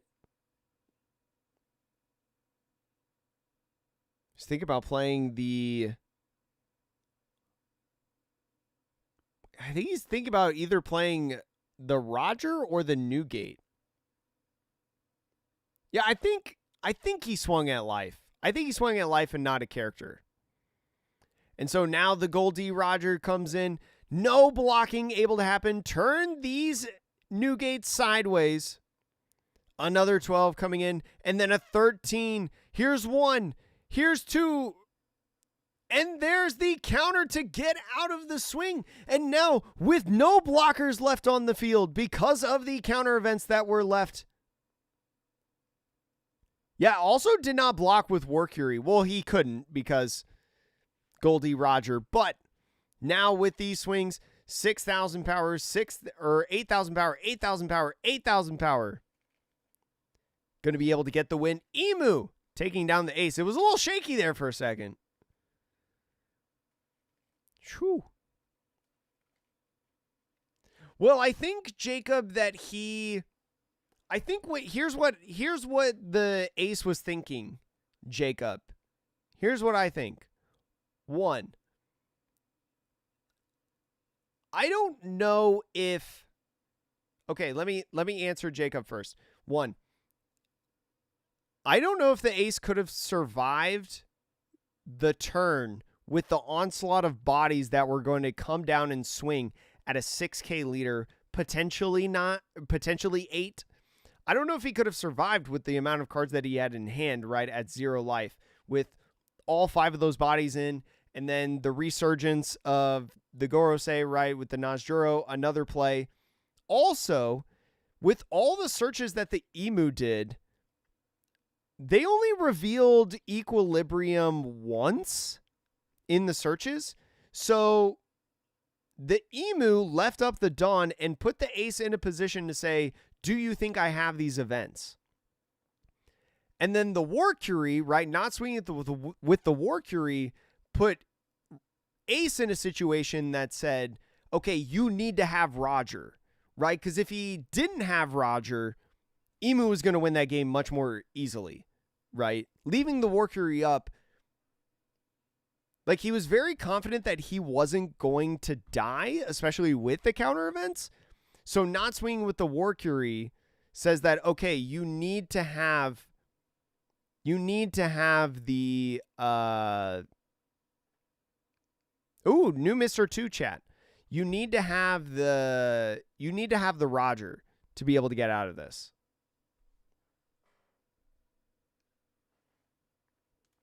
And chat, if you're watching on the regular YouTube videos, YouTube live chat, Twitch live chat, you're still here with me, still stuck with me unless you want to leave, I guess. But for the YouTube videos, thank you so much for watching. I will get the rest of these events up soon if you're watching this on YouTube, and I hope to see you in the next video. But Twitch chat, yeah, you're stuck with me. We got 2 more rounds. If you're enjoying the stream, please make sure, 1, to like the stream on YouTube. The more that you like the stream, right, the more people see this stream and the bigger our number goes up. There's like 400 of you here on YouTube. And if 200 of you like the stream, that's pretty bonkers. On Twitch, I'd appreciate it if you follow. I try to stream at least once or twice a week. And I hope you're having a good time. All right, Proxy's got the ChatGPT translation. Oh, the Perona. Here, get the Perona. The Mr. What's his number? Mr. 3. During your opponent's turn, once per turn, if this character would be KO'd, you may place 3 cards from your trash at the bottom of your deck in any order instead. Oh, seems pretty all right. Oh, no. And Rear, the YouTube stream is staying. The YouTube video is closing.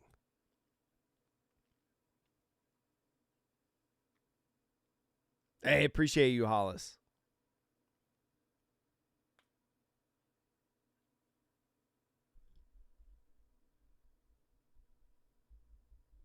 He had Gorosei. It was never there. I think he had 2 Equilibrium events, and then he got the 2K Majo's Guard or whatever his name is. He got that off life. And in the final turn, the final like swings, he went originally it was never there, Equilibrium and 2K. So he could have switched the 2K with the other Equilibrium event if he wanted to. I think.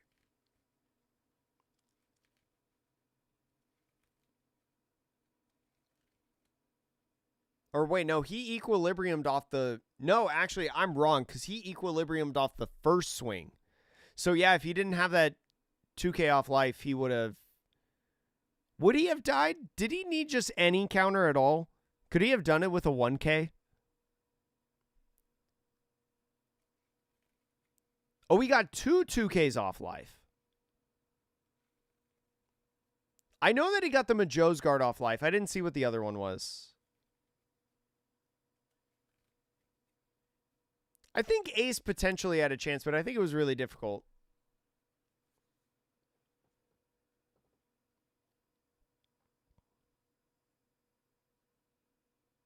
And chat, we already have our top 4.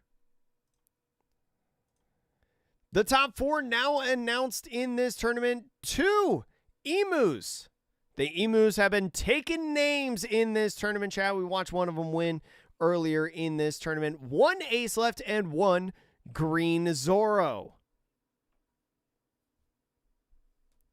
I don't know if he actually looped Zelak, because we talked about how we thought he looped and thought there was a 10 cost Elder in life, but that wasn't true. There was a good shot that he was very confident that he had counter in the life, but I don't know if he fully looped. I don't know what the Perona does, Ben. I'm not fluent in Japanese. In our Discord server chat, if you want to see any of the translations of the cards that have appeared on the stream, if you're on Twitch, do !Discord. And if you're on YouTube, go ahead, check out the link in the description, the Discord server. Translations get automatically uploaded as cards get revealed on the stream in different videos, things like that. You'll be able to see those. Oh, Perona's above? Perona, on play when KO'd. Choose up to one of your opponent's characters with a cost of 6 or less. That character cannot attack until the end of your opponent's next turn. Trigger, play one character with a cost of 4 or less and the Thriller Bark Pirate Stray from Trash Rested. That card's insane. That card is so good. Yo, Shans, congrats. I hope to be as lucky as you.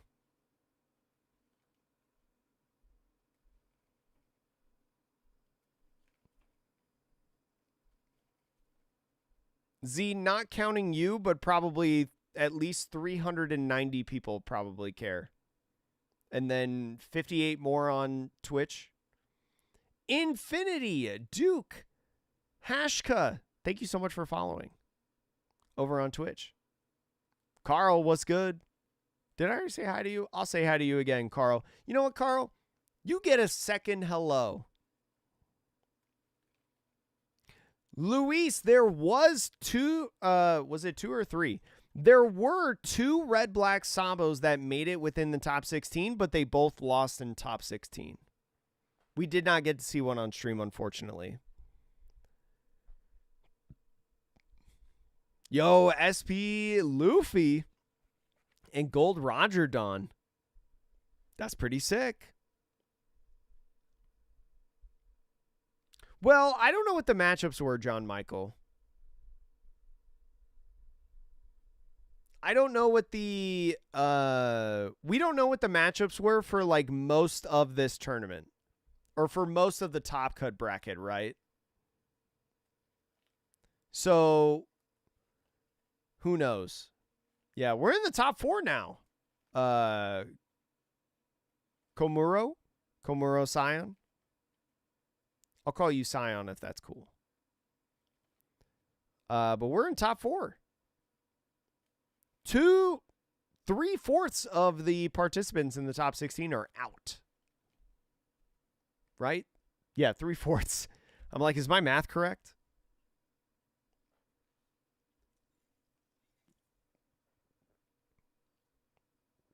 Sabo still sucks going second. It feels so bad. No, Sabo is incredible going second. Sabo prefers to go second, right? Am I wrong? Like, when you don't go second as Sabo, it sucks. The top 4 breakdown, Cribs, there's 2 Emus, 1 Ace, and 1 Zoro. Green Zoro. Oh, Shance, I'm sorry you didn't get a Sabo. I need 4 Sabos for my Sabo deck as well.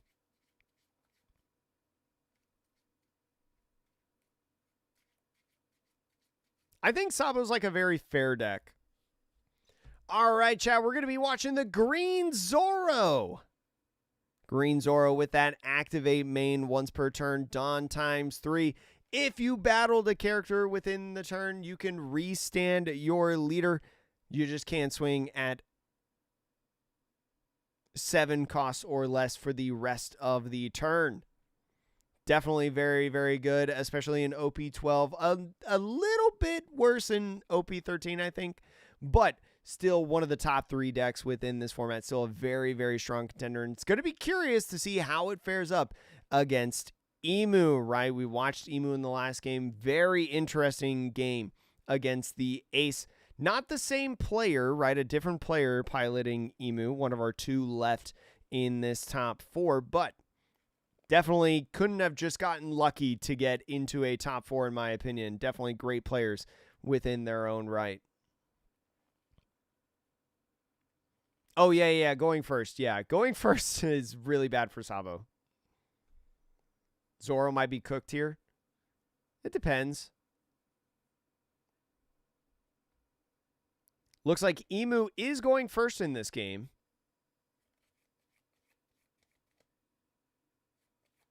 I think I have a winning percentage right now against Green Zoro as Sabo, but I think that's just matchup knowledge difference.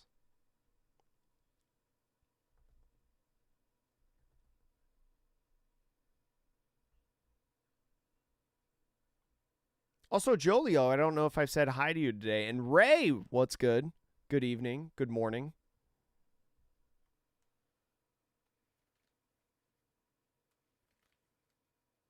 I agree, Lavia. I agree. That's yeah. But if it could find Sussy like way more consistently, it'd probably be like really, really good. Because then it would be able to find Roger as well. And be able to find my Marcus Mars.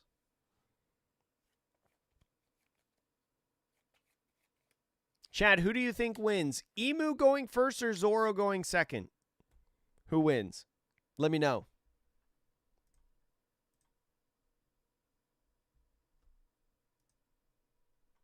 Honestly, I don't know what Emu prefers in this matchup. I don't know what Emu prefers.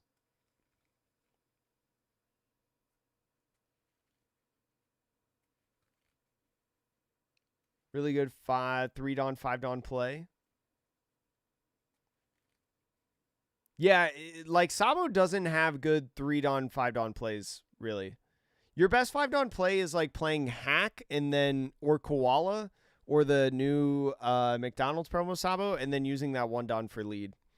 The Emu, having this hand, has a 2K in there, as well as the Searcher, the 10 cost, and a little bit of 5 Elders. The Zoro has a couple different Kuinas, so Kuina's much more of a mainstay within the deck. Also has a Scratchman, a Pooh, also a Kozaburo 2K, and a Koshiro, 2-cost blocker.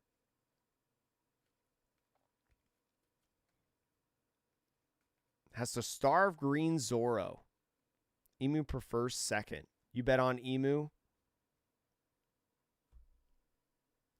And so now Emu going first in this one. Does have that 1-drop searcher event that he could play, but I think is thinking about using leader effect first because you'd much rather play maybe Shalria at this point. Ends up finding a Saturn, which is a nice grab right off of that draw. And now the search going in, finds a 2K and another Saturn. So is going to go with the Saturn to be able to just get turn after turn after turn.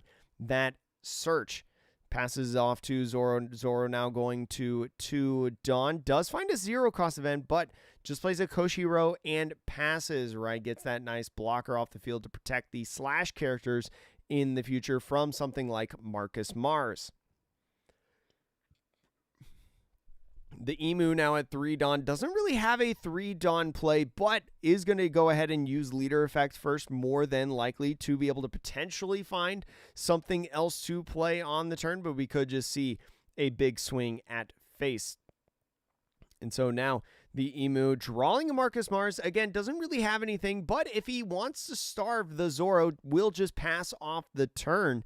And it looks like he does exactly just that, going in that starve method that you want to do as Zoro. As Emu now goes to 4. So with the 4 Dawn, does find a Tashigi off the top. Can't play it this turn, but could be beneficial for when that Saturn comes in the next turn. And so could do a couple things. You could honestly just like play Kuina, leave it there, not use the activate main, and just swing like 5 at lead.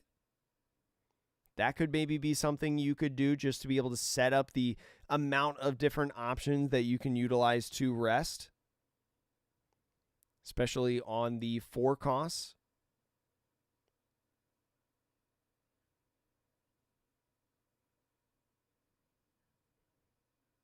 But is thinking about attaching 3 to lead just to be able to get a big swing at lead. Is thinking about attaching all 4 and going ahead at 9. Emu taking this and going down to 3. Is going to get a 5 Elders Are Here event to be able to get another search. There's another Saturn right there in the hands, but is going to grab the 2K this time around. Get the War Curie in the trash. I think 3 of the Elders now in the trash for the Emu player, and passes off to their 5 Dawn turn. Now can start using the Empty Throne stage to be able to get some cycling going, right? Get some bodies on the field, and is more than likely going to get this Saturn for the 3 on the Empty Throne stage. So is going to do exactly that. The Saturn going in, looking at the top 5. Going to find a Celestial Dragon type card. Is thinking about another War Curie or a Marcus Mars. I've already got both of those in the hand. I think the only one that you're looking for is Jupiter at this point to be able to get the combo off outside of the 10 costs. Ends up going with Marcus Mars.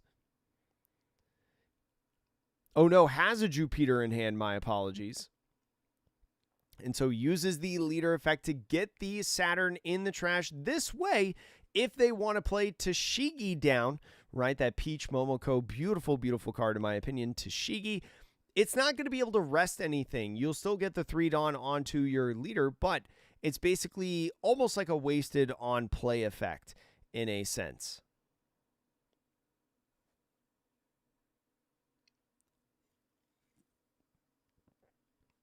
Oh, I don't know what I'm doing in December, Ray. That is so far away. Probably going to be playing Red Black Sabo.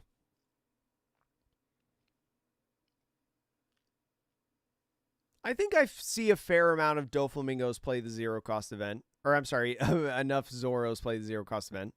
And so Zoro now is going to play Tashigi for that 6 Dawn turn, like I was mentioning. Get that 3 Dawn on the leader. 1 more for another 9K swing at lead. Is going to try to see if he can get in event, right? Especially with 9 being such a good number, right? Equilibrium, only 3,000 power. Originally it wasn't there. 4,000 power. Would have to command multiple cards out of the hand from the Emu to be able to get out of the swing. So going down to 2. Emu now having a couple different options if he wants to go ahead and utilize the Marcus Mars, right? Only going to be able to either pop the Koshiro or make that Koshiro be rested to save the Toshigi. So goes ahead and pitches one off of the leader effect, and now resting the 3 for the empty throne.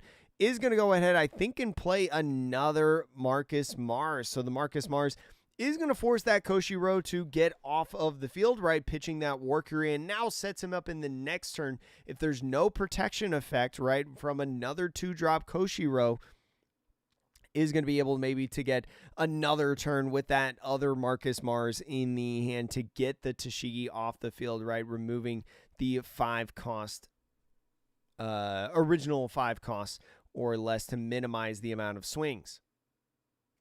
The Zoro leader is from Premium Bandai. So ends up getting a 1-drop Hiyori off the top of the deck. Might be nice to be able to get like another Toshigi off the field, right? Toshigi would be able to rest this Marcus Mars, but Toshigi now going on that swing is going to get a block. The Hiyori going in with the search, going to look at that top 5, another Toshigi or Law. Actually, Law might be a nice card to have, but does not have one of those 3-cost events in the hand, and so is eyeing that up as the potential option on the search, right, to be able to force the aggression into the Emu. Definitely one of the reasons why Zoro is so strong. Shuffling the hand for some reason.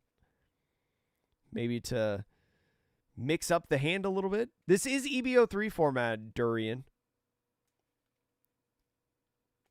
And so now is just going to attach everything onto lead and just try to get 1 life per turn or multiple cards in hand on these swings. So Emu is actually thinking about going down to 1 life already. From the first 3 swings, does not want to give up the cards, just building up the hand and passing off the turn. Kind of surprising that Emu hasn't gotten rid of anything yet at this point in terms of the cards in hand for these different swings. 3 Zoro leader swings, 3 life taken by the Emu. So now the Emu sitting at a 9 Dawn turn. Cannot go with the 10-drop Elder, but could go in with a Marcus Mars and Saturn play if he wanted to. After clearing out this Hiyori, this would clear the field entirely of bodies. So the Marcus Mars pitching 1 card out of the hand is going to pitch the Saturn, actually, it looks like. An interesting spot. He has a ton of counter in hand. So ends up going with the Jupiter to get rid of the Toshigi. Now using leader effect to get rid of the Marcus Mars and draw 1 card, right? You saw the 3-cost event in the hand and passes off the turn. Does not play the Saturn. Is worried about an all-in from Zoro, right? It may be weird leaving all this Dawn open, but because you know the 3-cost event is in the Zoro's hand, right, you want to be able to get out of these swings, right? You don't want to go down on these aggressive swings. So has plenty of counter in hand with 2Ks and Shirahoshi and the Majo's guard. You've also got the counter events. And it's just going to go ahead with the big swing right here. 7 Dawn attached for a 12,000 power swing with the threat of the 3-cost event. Still sitting at 5 life, by the way. So now the Emu got to think about how you want to counter out of this, right? Don't want to get rid of too many cards in hand.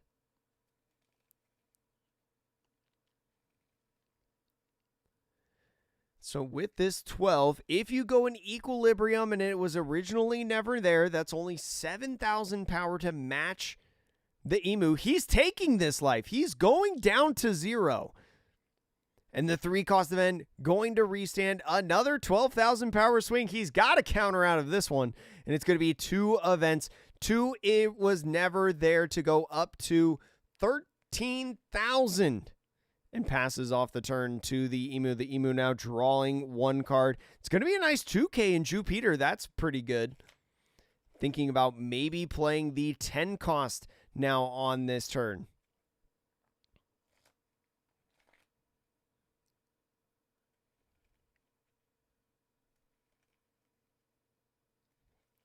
Does have all 5 elders in the trash.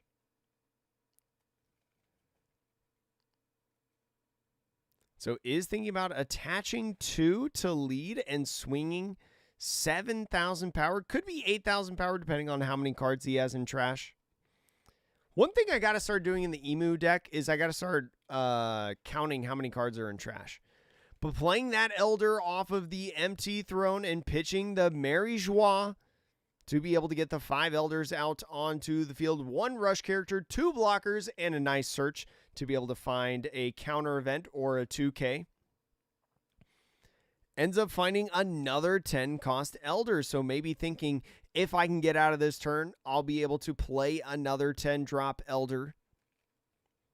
Maybe he's not worried about dying in this next turn, especially with the 2 blockers. Now with the 7,000 power swing at lead with the nose Zoro. Is going to go ahead, take that first life. Zoro now down to 4. Is going to go ahead, swing another 7,000 power, I think, with leader.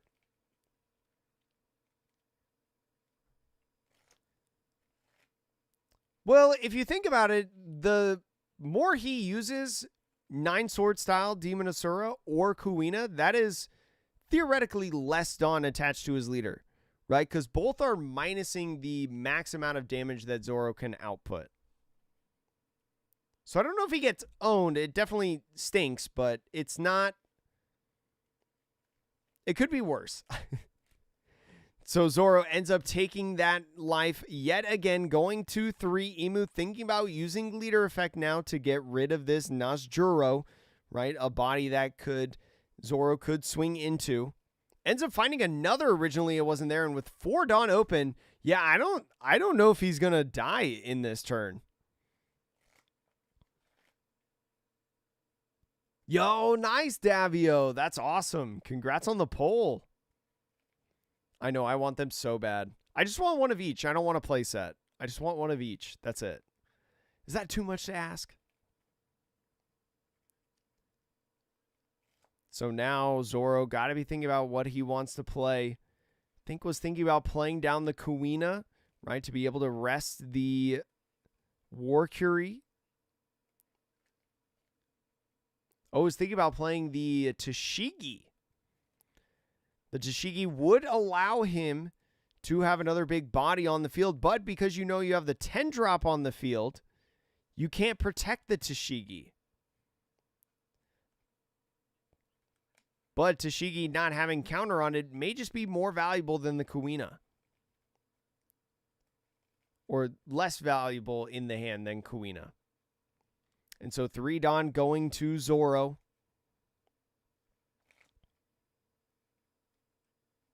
Gusty, I like Doflamingo the most. That's me personally. But that's before we get all the leaders. And so is just going to go ahead and attach everything to lead. And go ahead and swing. 8 Dawn attach is going to be 13,000. Is going to command 3 cards out of hand to be able to get out of these swings. No 3 Dawn for the 3 cost event. So I was thinking about going, originally it was never there, Equilibrium and a 2K to get up to 14,000 counter and back to Emu's turn. It's an interesting spot for Emu right now. He draws another Equilibrium event. So this man never running out of counter, it seems like. But with the 5 Elders, is going to have to pitch 1 card in hand if he decides to play it yet again. Would be good to utilize Marcus Mars potentially and get the Tashigi off the field. But a 7,000 power swing, going to be taking that life. Using leader effect to draw 1 card. Is a Jupiter, another 2K. Just once again, stacking up the hand. So you got to imagine going to be swinging with all of these bodies as well. Here's a 7,000 from the Jupiter. Eventually, Zoro has to stop taking the life, right? He's got plenty of counter in hand with 2K, 1Ks from Peronas, Dracul Mihawks, Kuinas, Apus. The 0 cost event.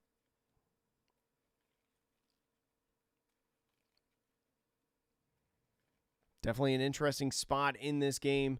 Zoro going 9-0 in the Swiss rounds and obviously being undefeated through the bracket. Is going to go 2K, 1K. So there's the first swing countered out of the Warcury going in with 7.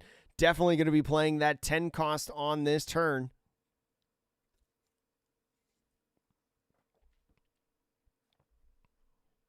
Goes once again in 2K, 1K in the Perona and Dracul Mihawk. And the Marcus Mars could be the final 7,000 power swing before the 10 drop. Is going to go ahead, take that life. Going to be a Kuina, going to be a 1K. So is thinking about kind of doing a repeat of the turn with the 10 Dawn, right? Attaching 2 onto Emu and swinging. But I think first wants to go ahead and play the 10 drop and do the 10 drop combo to see exactly what he's got in hand before using leader effect. So pitching the Saturn off for the 10 cost effect is going to play out all 5 of the elders, and with choosing the order, because they all happen simultaneously, is going to go ahead, search with Saturn first, maybe try to find a good card to be able to pitch off of the Marcus Mars to get the Tashigi off the field, and with that Marcus Mars is going to pitch it off of the Marcus Mars effect to get Tashigi off the field, like I said. How many times can I say Marcus Mars in one turn? Again, minimizing the amount of swings. Now the Najuro, right, because it has Rush, going to be the final 7K swing off of characters on this turn. Zoro taking that life. And Emu going to be playing it safe. I think Emu's kind of in a really good spot right now. Leaving plenty of Dawn open, has 2 blockers. Right, restand events you do have to think about, but it has so much counter in hand. The hand is literally either a counter event or a 2K. So now swinging 7,000 power at lead is going to be a 2K, 1K out of that. The 7,000, 1 from the Dawn, and 1 more 1,000 from the Empty Throne event. 19 or more cards in trash gains plus 1,000 power. So ends up grabbing the 1 for turn, ends up playing Kuina. Kuina being able to rest this Warcury is going to get 3 Dawn onto the Zoro. But Zoro still's got to think about potentially a restand event. Is going to attach more Dawn, leave 3 open. That's 6 in total. Only an 11,000 power swing he's got to get out of. That's an Equilibrium and a Originally Never There event. The next swing off of the Luffy will be king of the pirates is Equilibrium and 2 2Ks, passing off the turn.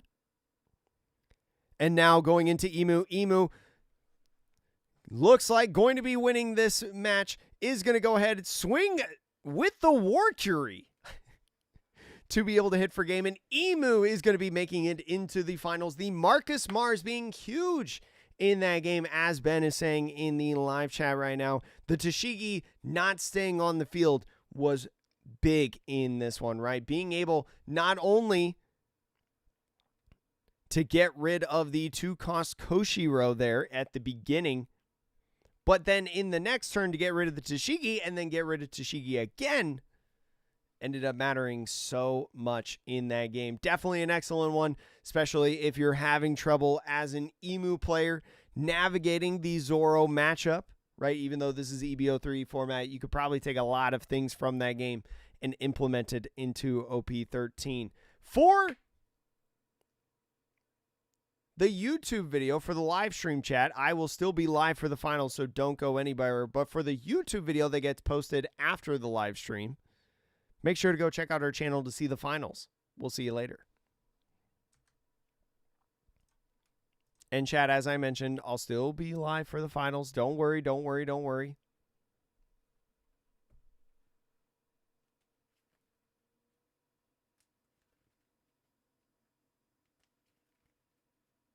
Yeah, the Emu had so much counter, chat. He had so much counter at the end of that game. That's what really won him the game. That's what won him the game right there. That and Marcus Mars.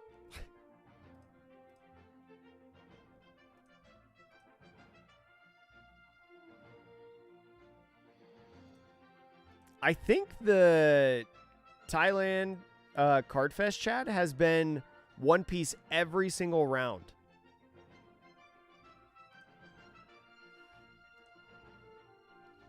It's pretty wild. If only he had Hody.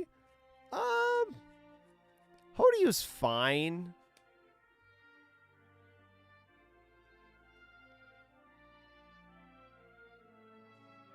Zoro runs the starter deck Mihawk.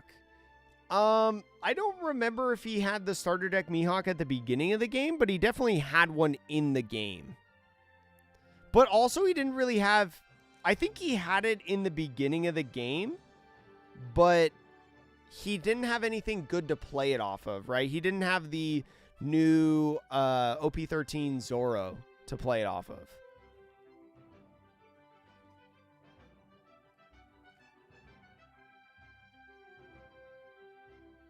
Yeah, I don't know if this emu is running Stussy. The other one that's in the top 4 runs Stussy.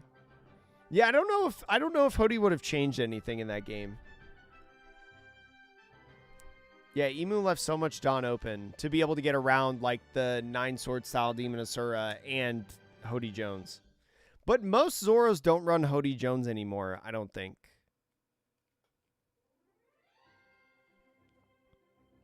Yes, correct. To my understanding, user. Second was better for Zoro, I think, in the matchup. But I mean, like I said, like Emu just finding all the counter in the world was the huge difference in that game. Like being able to Marcus Mars for 3 turns in a row and then still have like all the equilibriums, all the originally wasn't there, and he had, you know, 2K Shirahoshi, the Majo's guards. He had a lot of counter. He had a lot of counter.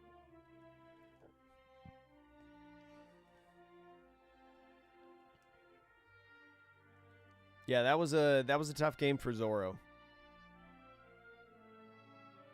We don't know what the other matchup is in finals.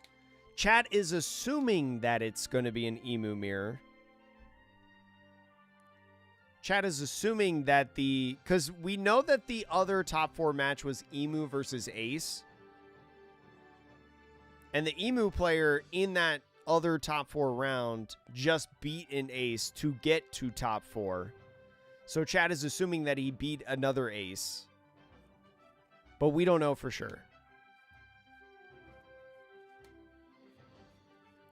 Do you reckon the 9-cost OP06 Zoro would make a dent into Emu? Probably not. Because I think Emu would just respond with Stussy. You know? Like, it could be a good, like, one-of in the deck, but Emu has answers to it. But you force Emu to have that answer, right? But they do so much, like, natural drawing, I don't know.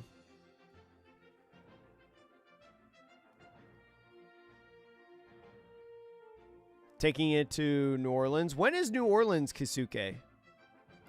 Because if it's PRBO2 format, yes. If it's OP13 format, I think so. I think he's still a good deck. Yeah, like, if you play 9-cost Zoro, then Emu basically has another turn because you're only, like, what, swinging 6 with lead and 7 with Tashigi if it's on the field? Why does the West get OP14 before EB03? They're just wanting to catch us up, Spartan. That's really it. And also, here's another thing. The West constantly complains about playing the same format as the East. So this is also, like, not only it's to just catch us up, but it's also to please the West to give us a unique format. No, we don't get we don't get OP14 first. We get EB04 first.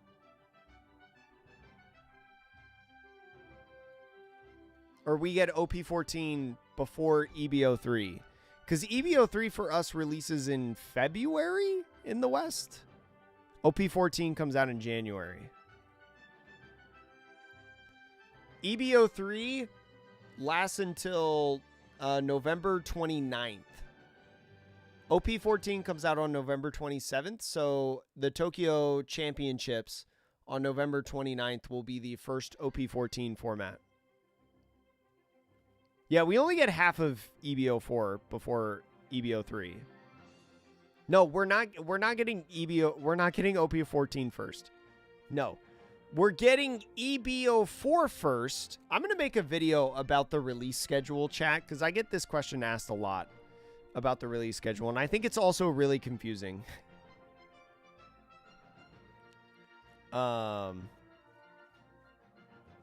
It's just a way for us to catch up, chat. They're just trying to catch us up.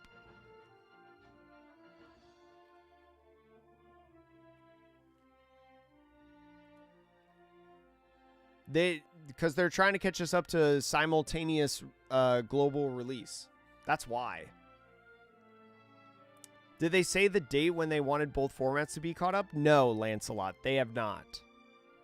We have an assumed date that it will be in the fall of 2026.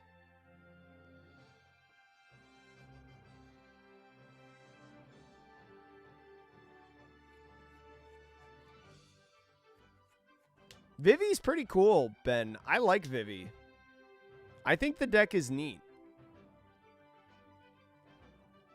And it had a pretty decent showing in this tournament. Was 3% of the meta, which is pretty good. Fall is which month? The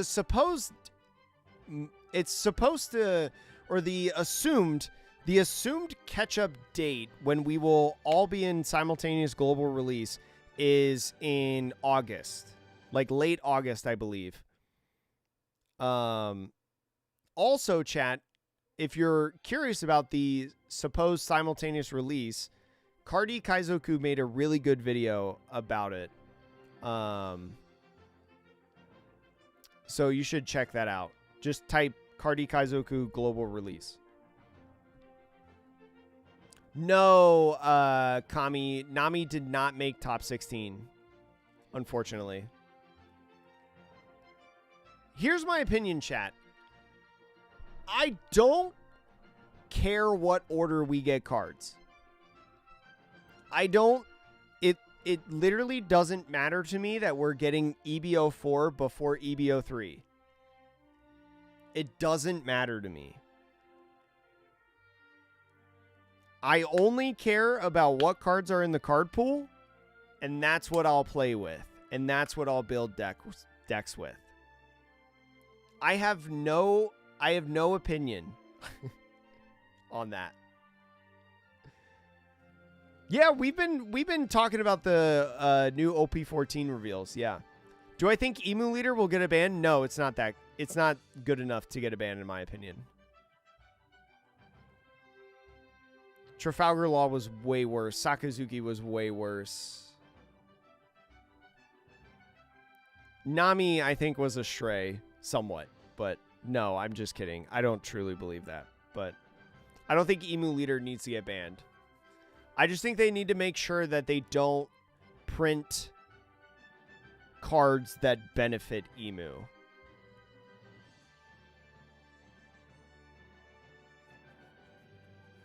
Yeah, like cards come out when cards come out. The only thing I think I care about is the promo Nami, the shoujo girl. I think that's the only one that I care about. So Lancelot, if you want a really good reason as to why Red Purple Law got banned, go to my YouTube channel in the OP08 format and just look at my videos. Look at my videos in the chat. If you don't know why Red Purple Law got banned, because maybe you're newer to the game or something like that, look at my channel. Look at the videos that I posted on the OP08 Japan Championships. I think Red Purple Law OP08 in Eastern format is the best deck ever. No, just look at all the videos at once.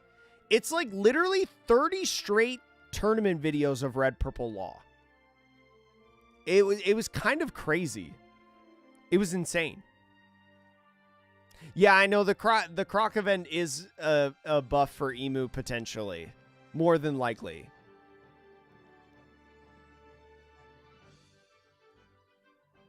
No, actually, everybody, Ben, when the Emu leader first got revealed, people thought it was mid.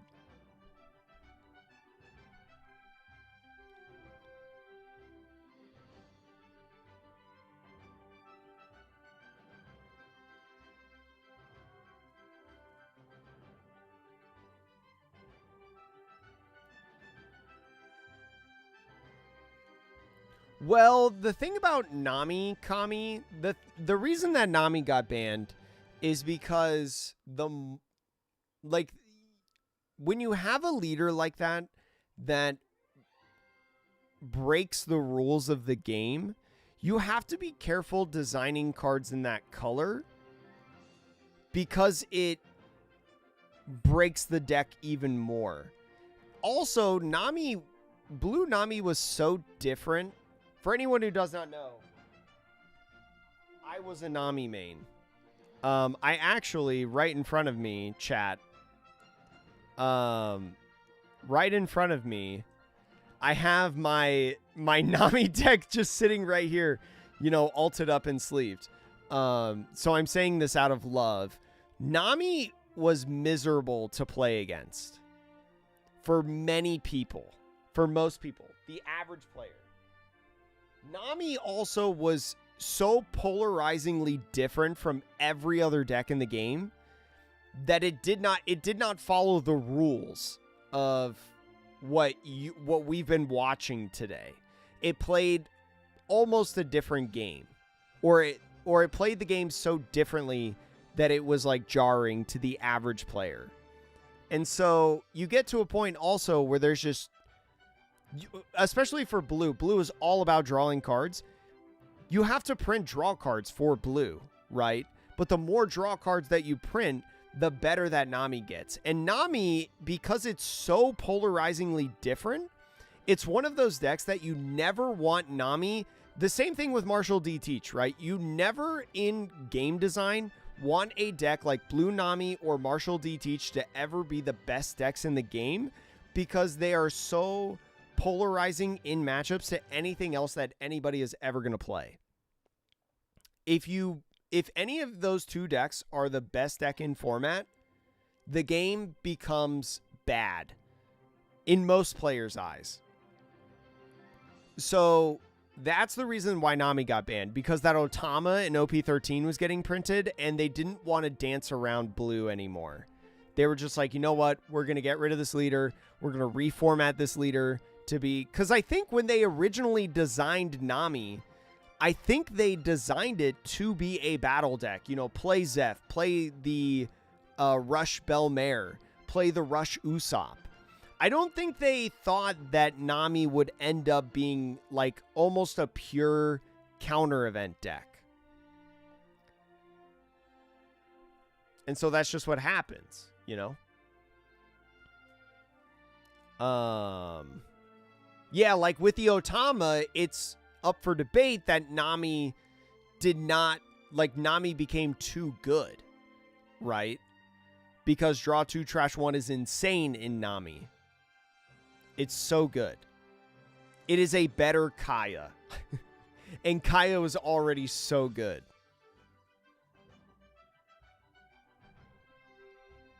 But Trafalgar Law broke the game.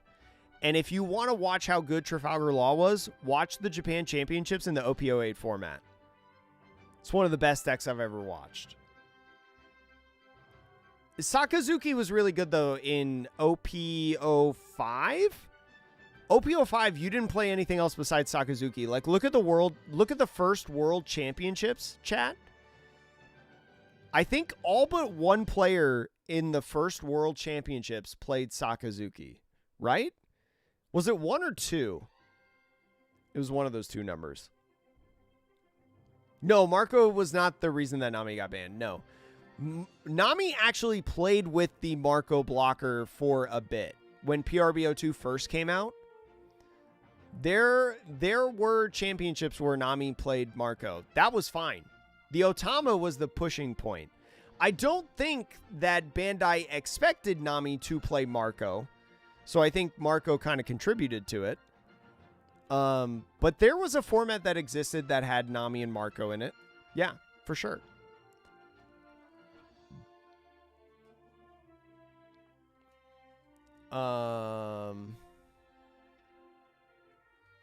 Yeah, like Red Purple Law was so good, and everybody played it. It was undisputed best deck in format.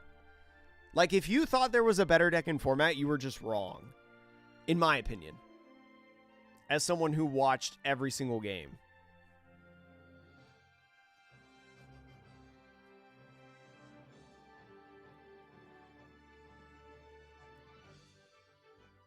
No, I don't think what's the Whitebeard character where you draw one when attacking? What one is that?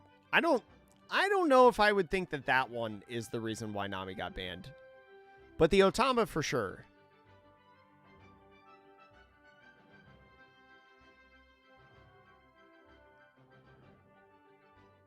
Do you think Red Purple Law could hold its own in today's metagame? And if so, where would you rank it at? So, we actually, chat, fun fact, there's a live stream on my channel in the OP11 format.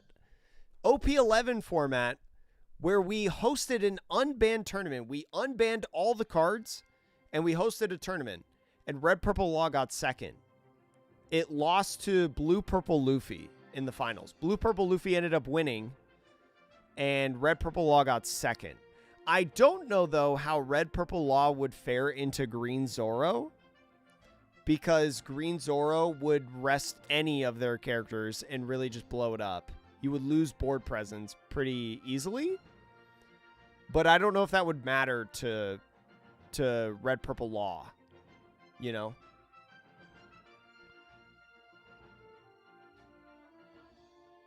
I don't know. I mean, I haven't tested it in 13, so I have no idea how it would do. But I think it would be able to hold its own.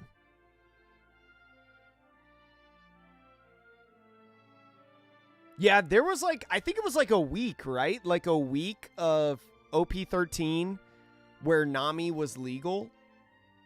Wasn't there like a week where it was legal before the ban actually took effect? Like, we knew about the ban and we knew that it was coming, but it wasn't in effect yet.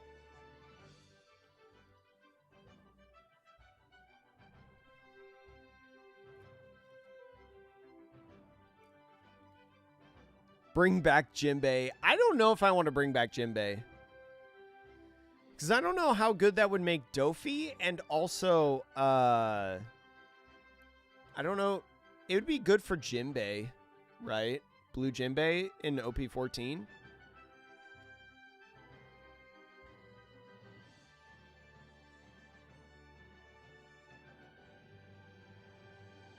Yo, what up, Trippy? I lost by turn 4. Yeah, like Red Purple Law, and we didn't even get Red Purple Law at its full strength. That's the crazy thing. We never saw Red Purple Law with Black Maria. When Black Maria came out, Red Purple Law, it broke. The deck was broken. So they banned it by the start of OP08 so that we couldn't play it with Black Maria.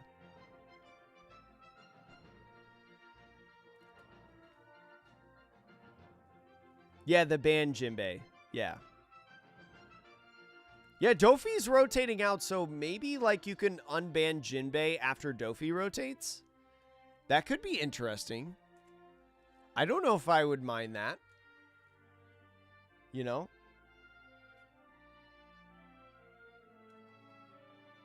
Yeah, you had to, like, it depended on if the store that was running the tournaments in Japan and, like, you know, just the Eastern region, if they allowed OP13 at the tournaments.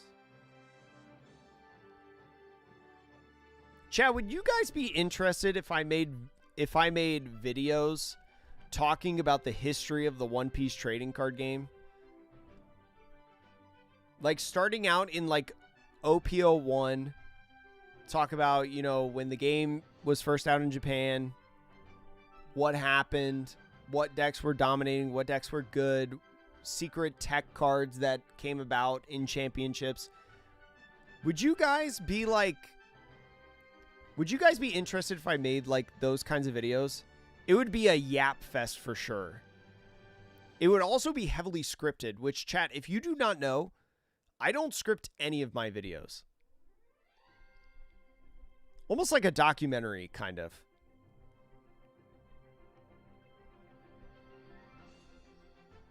The game is old enough to talk about it. Yeah, especially like OP01. Because this game's on its 3rd anniversary now. So... And if we like... So let's say, you know, by March of 2026, right? Like right before rotation, I catch all the way up to OP06. We could stall it out with like different... we could stall it out with like different stuff of like some broken players, you know, that have incredible runs, things like that. I don't know if I want to do the history on card prices, but I think that's interesting. I think I would talk about the history of card prices after rotation, because I'm very curious what happens to card prices in the One Piece trading card game when rotation hits. Yes, Tiger, but there's a lot of reasons why it was broken. I don't make true market watch content. I label it as market watch, but really it's like, hey, these are cards that I'm seeing people play in Japan. Pick up these commons, uncommons, rares, and, you know, base rarity SRs. That's my version of market watches compared to everybody else. Is my market watches are a way to help you save money playing the game. You know, getting cards early before they go up. That's what my market watches do. Instead of here's cards that can make you $1 million.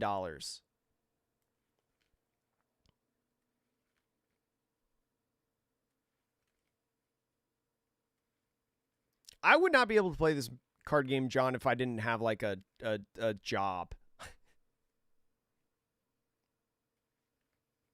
I can still do that, harass. I can. It would just be not as so far into the future. Like right now, I would think about like EB03 cards, like making a market watch on that. It would just, because I'm all over online chat. I am watching so many YouTube videos. I am on so many Twitter accounts. So I could still get that to you. It would just, you would have to be faster of getting those cards, probably. Yeah, that's why, Proxy, that I talk about the commons, uncommons, and rares that have no, like, huge value. And I don't talk about, like, alternate arts.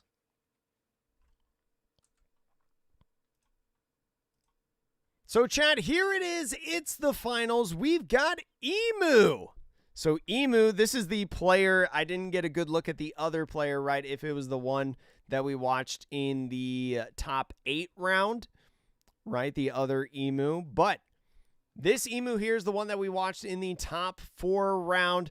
Gonna be curious to see how I think it's an Emu mirror, chat. It is an Emu mirror going into this final. So if you're looking at OP13 to play Emu, now's the best time to learn, right? Because we're about to see 2 players battle it out for the championship of the Hiroshima Championships. Anyone know when the West is getting the new Nami leader? I do not know personally. Maybe somebody else in chat can tell you. Ooh, nice, Kami. Thank you for answering. I'm excited for the OP13 format. That's just me. All right, so player on the left side going first in this matchup. Chad, do you want to go first or second in this matchup? Statistically, whoever goes second wins this. Okay, that answers that question. Oh, thank you, Infinity. Also, chat, Appreciate you being here. If you're enjoying the stream, maybe you're enjoying me a little bit more than an Emu mirror match, make sure to hit like on the YouTube stream. Make sure to subscribe for more content. And if you're on Twitch, make sure to follow. I stream all these Japan championships. You never miss a beat around here.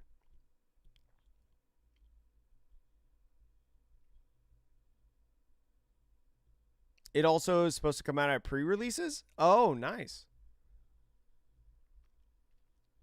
Yeah, if you do not know, chat, in the mirror match when you're playing Emu, you definitely want to play the Mary Joie as your stage. Especially with the originally It Was Never There event deleting a 7-cost stage. You don't want to lose your stage. So Mary Joie is the consistent stage that you have. The player on the left side is going to have some searching with the Shalria, and also the 5 Elder Stars are here. Got a couple Goroseis. We'll see how that plays in with an Equilibrium event. Gonna need to find some stuff in this game, chat. And the player on the right side, they do find a Stussy. Stussy not really going to matter in this matchup, right? Because all the Elders have a protection effect, except for the 10-drop Elder. The 10-drop Elder does not have a protection effect on it. So if Stussy is going to be able to get rid of a body, it's got to be that one. Or maybe like a 2-drop blocker or something. Yeah, I think the left side having a little bit of an advantage in this game with the hand, but he is going first, so he might have a little bit of an even game. Yo, Kami, thank you so much for being here. Hope you have a great rest of the night.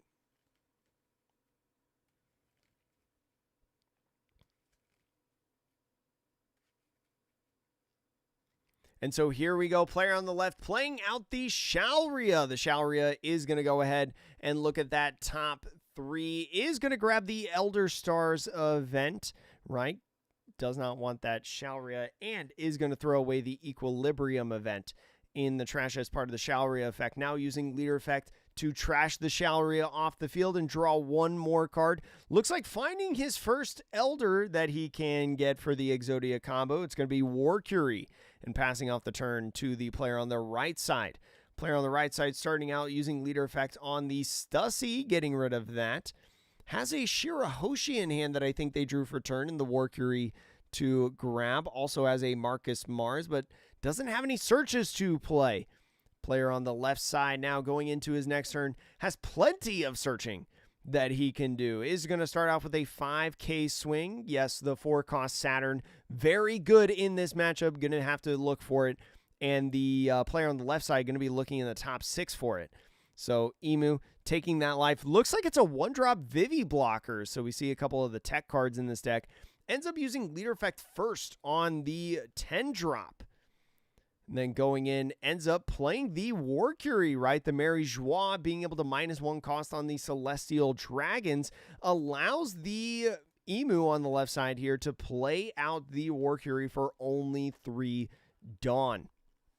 Going to be a nice blocker and a draw 1 in this game. And now the Emu over on the right side is going to start off with the leader effect, pitching a Vivi, having 2 of them in hand. Finds a Saturn, so it's going to be interesting if he wants to play Saturn or War Curie on this turn. And after that 5K swing, taking that first life, is going to go ahead, tap 3 for the Saturn. The Saturn is going to be able to look at that top 5 for Celestial Dragon. A great draw for this player on the right side. And so is going to grab a War Curie.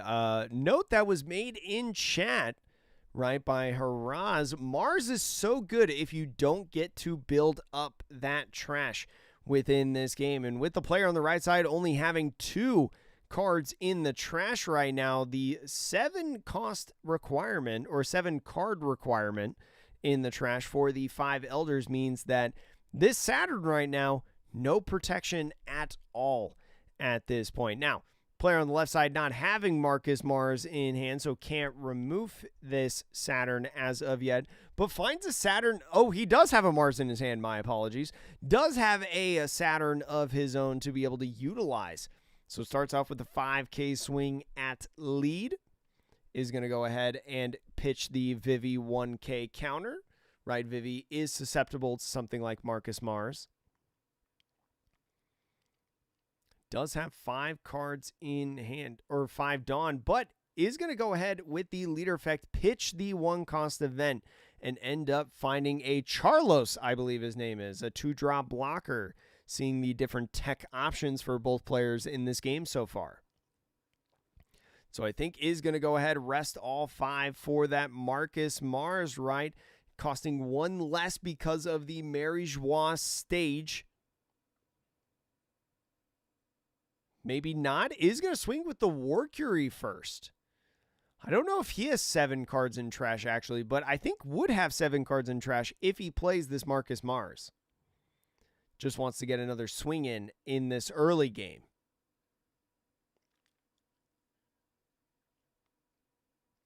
So is going to counter out with the, I forget this guy's name. I can't pronounce these guys. But is going in with that Marcus Mars, right? Does have to pitch 1 card in hand, so we'll see what it is. Looks like it's going to be a Searcher event. Get rid of the Saturn, pass off the turn. You got another Saturn in the hand, right?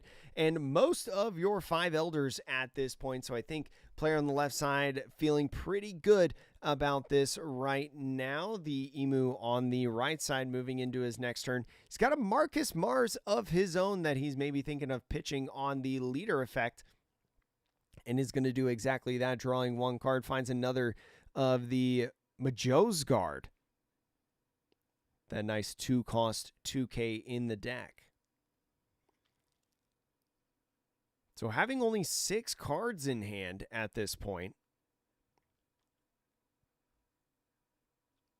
is going to go ahead, start off with a 5,000 power swing.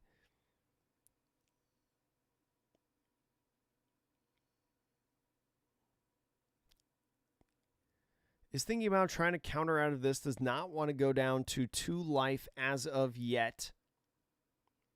What's the life hold that you want in this matchup? Is it War Curie? Is that how you pronounce it, chat? I don't know. I haven't watched One Piece. So ends up going with the counter on the Charlos to get out of that swing. The 3 for the War Curie, and goes another 3 just for double blocker on this turn. The blockers having that on KO effect of drawing 1 card will be nice to replenish the hand. And now Emu on the left side going to 7. Can go ahead with the Saturn, right, for 3 of his Dawn. He's got 2 blockers of his own with the Marcus Mars and the War Curie. Okay, cool, Zebulon. Thank you.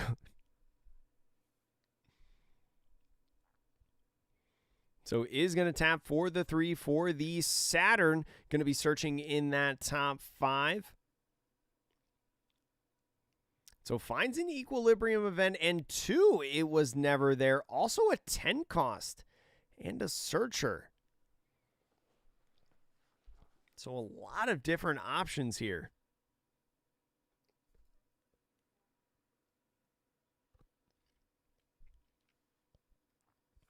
What do you grab here? This feels like a really awkward search. So is eyeing up the 10 cost, but maybe going for the Searcher instead. If you use the Searcher, you are able to move through more of your deck if you play it on this turn.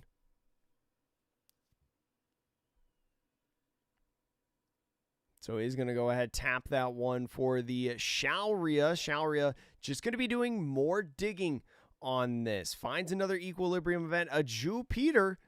Nice little 2K right there. One of your 5 Elders. Does have to pitch 1 card from the hand as well. So maybe thinking about the Searcher event.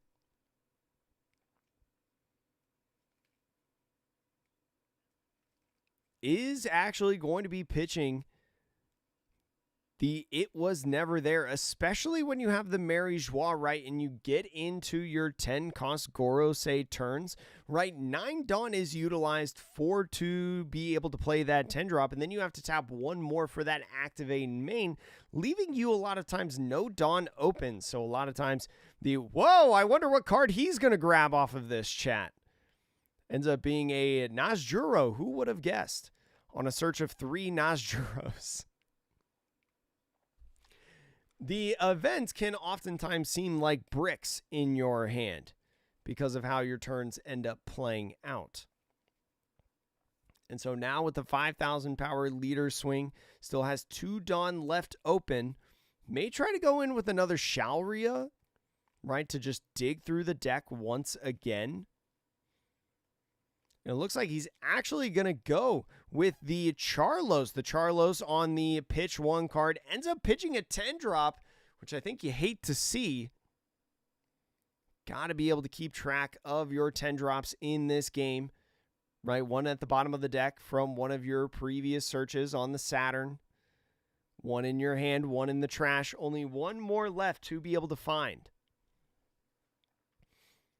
So now the Emu on the right side going into their 8 Dawn turn, I believe. 8 Dawn turn, still can't play the 10 cost. Gotta wait 1 more turn for that. Oh, there's 2 in the trash. Thank you, Genom. So that means that you've got that 1 10 drop in your hand, and that's going to be the last one you see for a while. So is going to go ahead, play Jupiter.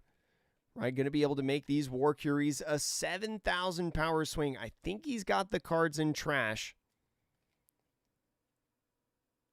Yeah, has 7.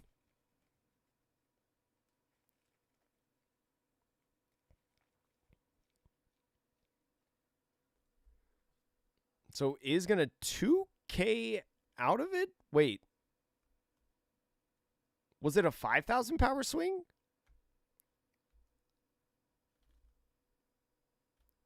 So ends up using leader effect to draw 1 card. Chad, did I miscount? Did he only have 6 in trash? And it was only a 5K swing? Now going in off that leader effect, he's got to have 7 in trash now. So goes with the block on the Charlos. Another swing, this time 6,000 power over at the Emu. Is probably going down to 2 life at this point. So does take that first life going in. Gets a Jupiter, so 2 2Ks in hand. And you move on to the 9 Dawn turn. Little tough, right? Because you can't play your 10 cost Gorosei and get the effect off. And it's really tough to play, especially as your opponent reveals 1 Stussy. Could potentially play a second one. Something you got to think about. You don't want to leave your 10 cost bear out onto the field. Doesn't have 19 cards in trash, I believe, but is going to go ahead play the Jupiter. 7,000 swing of the Saturn, swing into the War Curie, the on-KO effect, drawing a card. Going to be a Marcus Mars.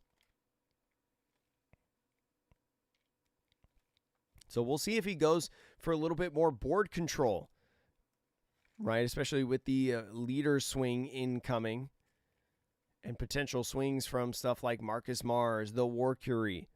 Ends up using a leader effect for the Equilibrium event.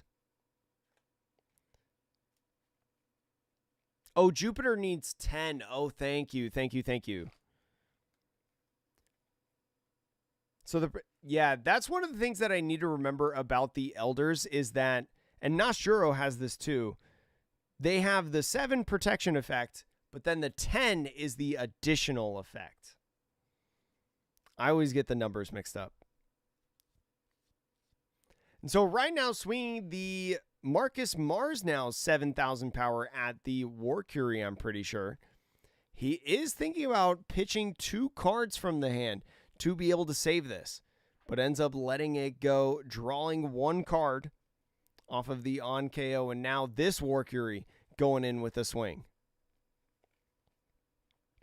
Ends up taking the life, going down to 2 players, matching each other each. And now the swing of 7,000 power, trying to get 2 cards out of hand for this Emu per swing.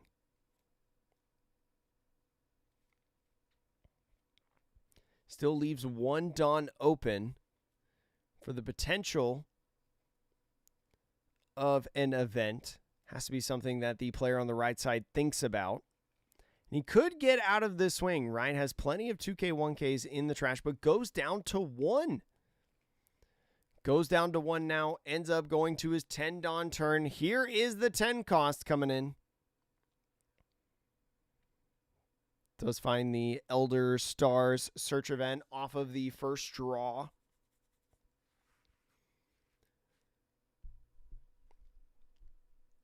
And so especially because the board was cleared on this last turn by the player on the left, only a couple swings that he can expect on this turn from the player on the right side. So now the swing going into Marcus Mars. One of the blockers that are arrested here, thinking about saving it. Player on the right side having card advantage. Marcus Mars not having the on KO effect of drawing a card.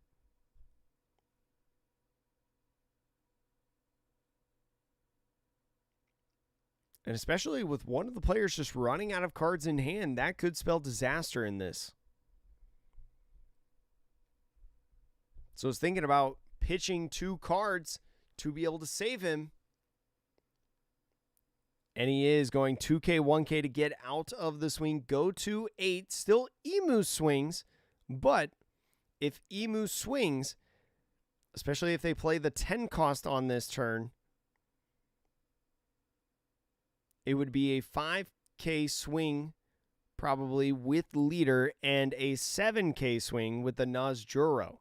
So you'd be able to save 1 more body if you pitched the other Zoro in your hand, which I think is the 4th one, by the way,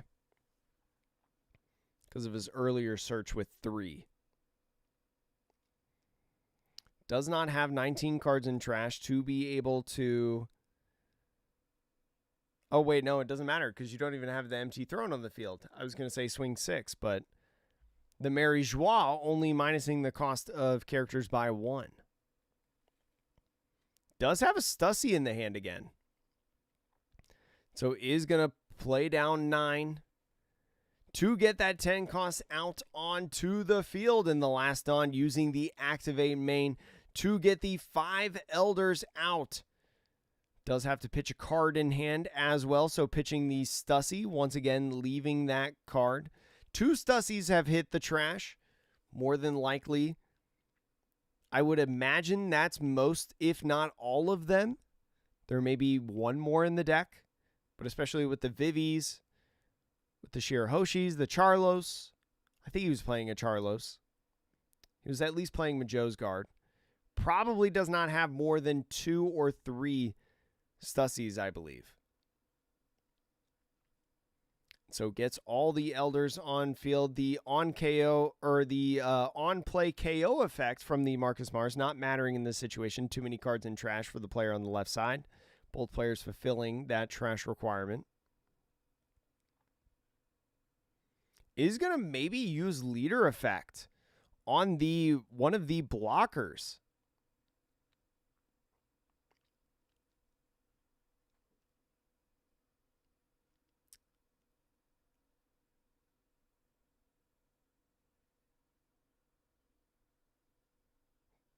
So he's going to go ahead and swing Zoro over at the Marcus Mars. Did he draw off of Saturn? Yeah, I was going to say, I don't think he drew off of Saturn. Yeah, I was going to say, it definitely need to fulfill all of your potential on plays first, right, chat? And you definitely want to draw with Saturn. Saturn, one of the best cards, especially in the mirror match, right? Being able to set up your hand, being able to set up your game plan. Is just going to find another 10 cost. And so now he's going to go in and swing. Potentially. Maybe not.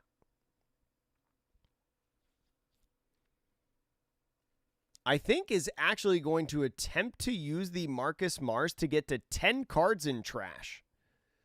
1, 2, 3, 4, 5, 6, 7, 8, 9. No, only has 9 cards in trash. And then leader effect gets him to 10. So now he can get the extra effects on the Zoro and the Jupiter, a 7,000 power swing I think swinging at the Saturn, minusing the Marcus Mars, and now the leader swinging at the Marcus Mars to be able to get a double KO.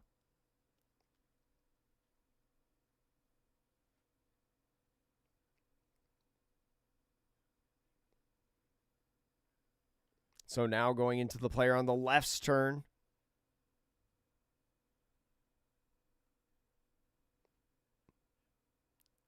Starting out with a 7K swing with the Warcury, right? Probably playing the 10 cost of his own on this turn. So no need for the blocker. 07 at the Zoro, actually. Be able to control the pressure on the field, especially with only a couple cards in hand.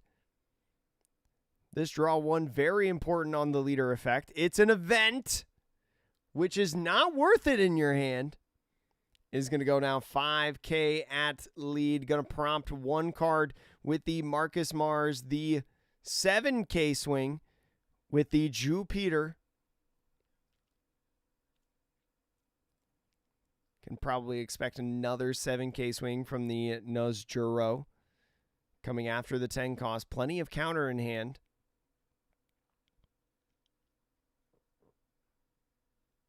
So do you use one of these blockers? One of these blockers can really help with the pressure coming in this next turn. If you decide to counter out and swing with them.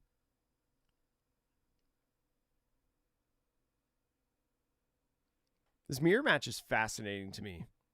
But it is just going to take the life. And so now with the 9... is going to go ahead and play the 10 cost Elder. And then with the Elder, go ahead, rest that final Dawn and pitch the 5 Elder Stars are here to get the 5 Elders on the field. Exodia as they are summoned. And now using the Saturn search to look at the top 5 for a card. Ends up finding a Warcury. Lots of Elders there in that search. It's got 3 cards in the hand. The Zoro, now minusing the Warcury on the swing, is going to be 2K, 1K out of there to not lose the game. Passing off the turn, only 3 cards in hand, 2 blockers still. And now with many swings coming in, he's got another 10 cost Elder to be able to revitalize his board, right? And so now he can freely swing these 7s. A 7 with Saturn to start. The first life is taken. Only 1 life left. Finds a 2K. The 2K is nice. Can help set up some math. Now the Marcus Mars going in. Yeah, I'm glad they don't have like the 10 cost Roger effect that says, you win the game. Yippee! So now with the 7K swing, could 2K, 1K out of it, right? He does have that, but especially in this situation, it is so crucial in the mirror match to know when to counter, when to block, when to take life.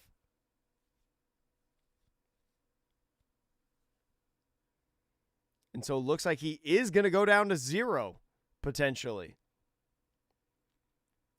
If he goes down to 0 with 2 blockers and 3 swings left from this Emu, is there a situation where he can get mathed out? Right, especially with only 5 cards in hand and no counter events. And so is going to go 2K, 1K on this. The player on the right side has 2 different options. Keep swinging 7s, play it safe, go with the 10 cost. Or go all in. Try to go for game. Only 2 cards in hand and 1 life, 2 blockers. You just need... No, actually, you can't get through. You needed to... He needed to take that life because as soon as he counters out of a swing, you can't go for game. So you have to play it safe. So you got to just try to get another turn. You have plenty of counter in hand to be able to survive. You could just pitch one of your Saturns in the hand with your 10 cost effect. He is going to go down to 0 now. Another 2K, so his 2 life, 2Ks.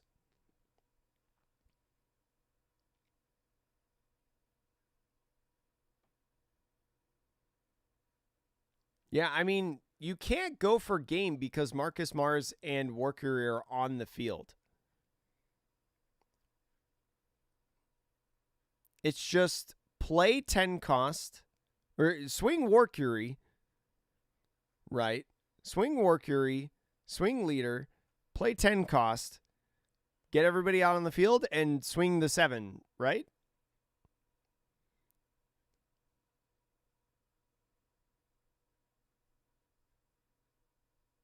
Oh, I guess you could go with the 6 cost rush. He does have a Nazjuro in hand, so he could get an extra swing. Probably counting up the amount of 2Ks in the trash right now. Oh, interesting. Would have to utilize 5 Dawn to be able to get that rush swing. Then you have 5 Dawn to work with. Your Warcury and your Nazjuro would both be 7s. Then you have 5 Dawn left with an Emu that I think is still 5. Right? So at most, you can swing 8, 8, 8. And you got to hope that he doesn't have double 2K in hand. So here's the 7 swing. This swing might be one of the more telling ones.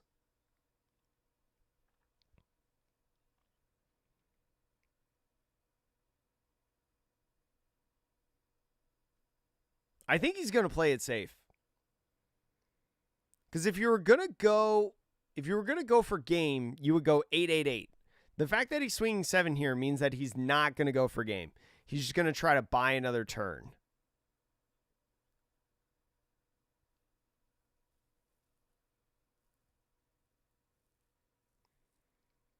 Because like I was saying earlier, he could just counter out of this now, and then he'd be good. Because he has 2K, 1K.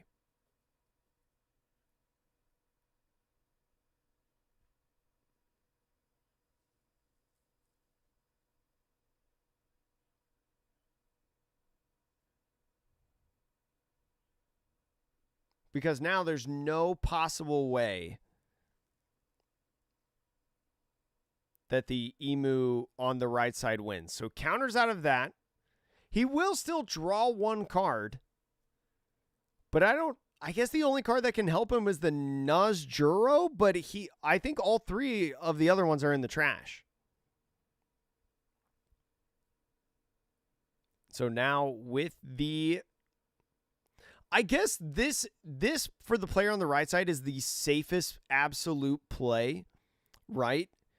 Because there is a possibility that the Emu on the left side has 2 2Ks, right? And he was partially correct. He had 1 2K. So on that swing, taking the life, getting another War Curie. So now with the 9, is going to go ahead, use that effect, pitch a 1K in the hand, get the Elders out,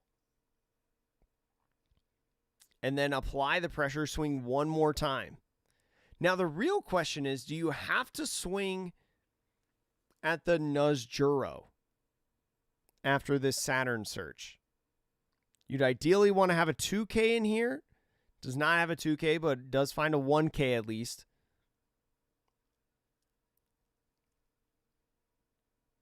And so now this, I guess it doesn't matter whether you swing at a character or leader, because it's the same no matter what.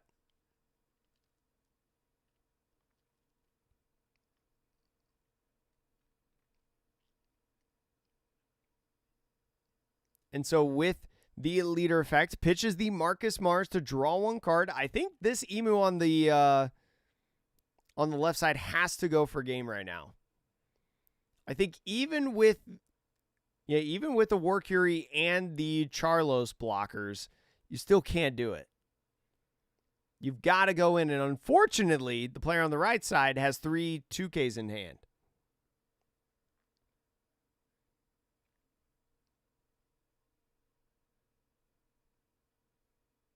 No, he could have guarded 8. Well, no, he couldn't have guarded 888. He couldn't have guarded 888, but because he did the 7, he was like, no, I can't. I think he was going to try to go for like a 7-8-9 play, potentially. And so with the swings, is going to get out of that one. Still has one blocker left on the field. Has to get out of this swing. Is going to go ahead with the block. And now the 9. And he's actually going to win. The player on the left. Wait, hold on. We got to check out that math. Wait a minute. Hold on. I'm so sorry, Chad. I was trying to think of that turn. We got to watch this back. Wait a minute. Wait a minute. Because I need to learn this. Okay, everybody's a 7,000, so he swings 9, right? He's got 3 2Ks and 3 1Ks in hand. So he goes with the block, draws from the War Curie. Oh, it's a I think, was that the game decider? That not being a non-counter card? Swings another 9, goes 2-2-1 to go to 10.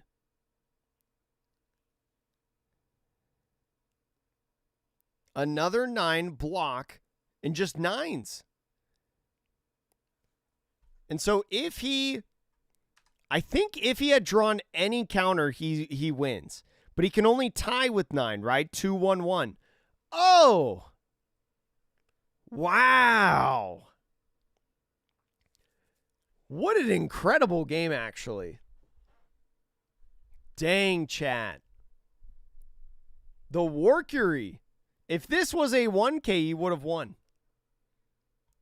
Wow. Incredible game, actually. Chad, do you agree? Are you not entertained?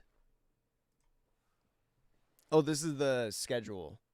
Yeah, I have the schedule on my whiteboard. Yeah. Yeah, I got that schedule on my whiteboard. Visions, thank you so much for following on Twitch.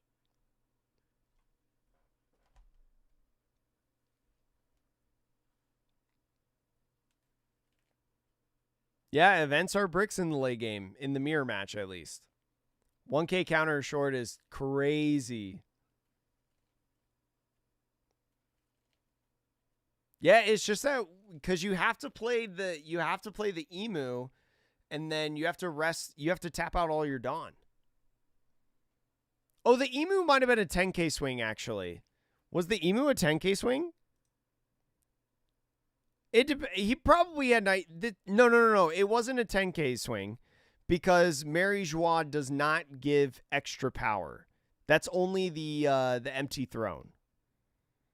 Yeah, Mary Joie does not give an additional 1K.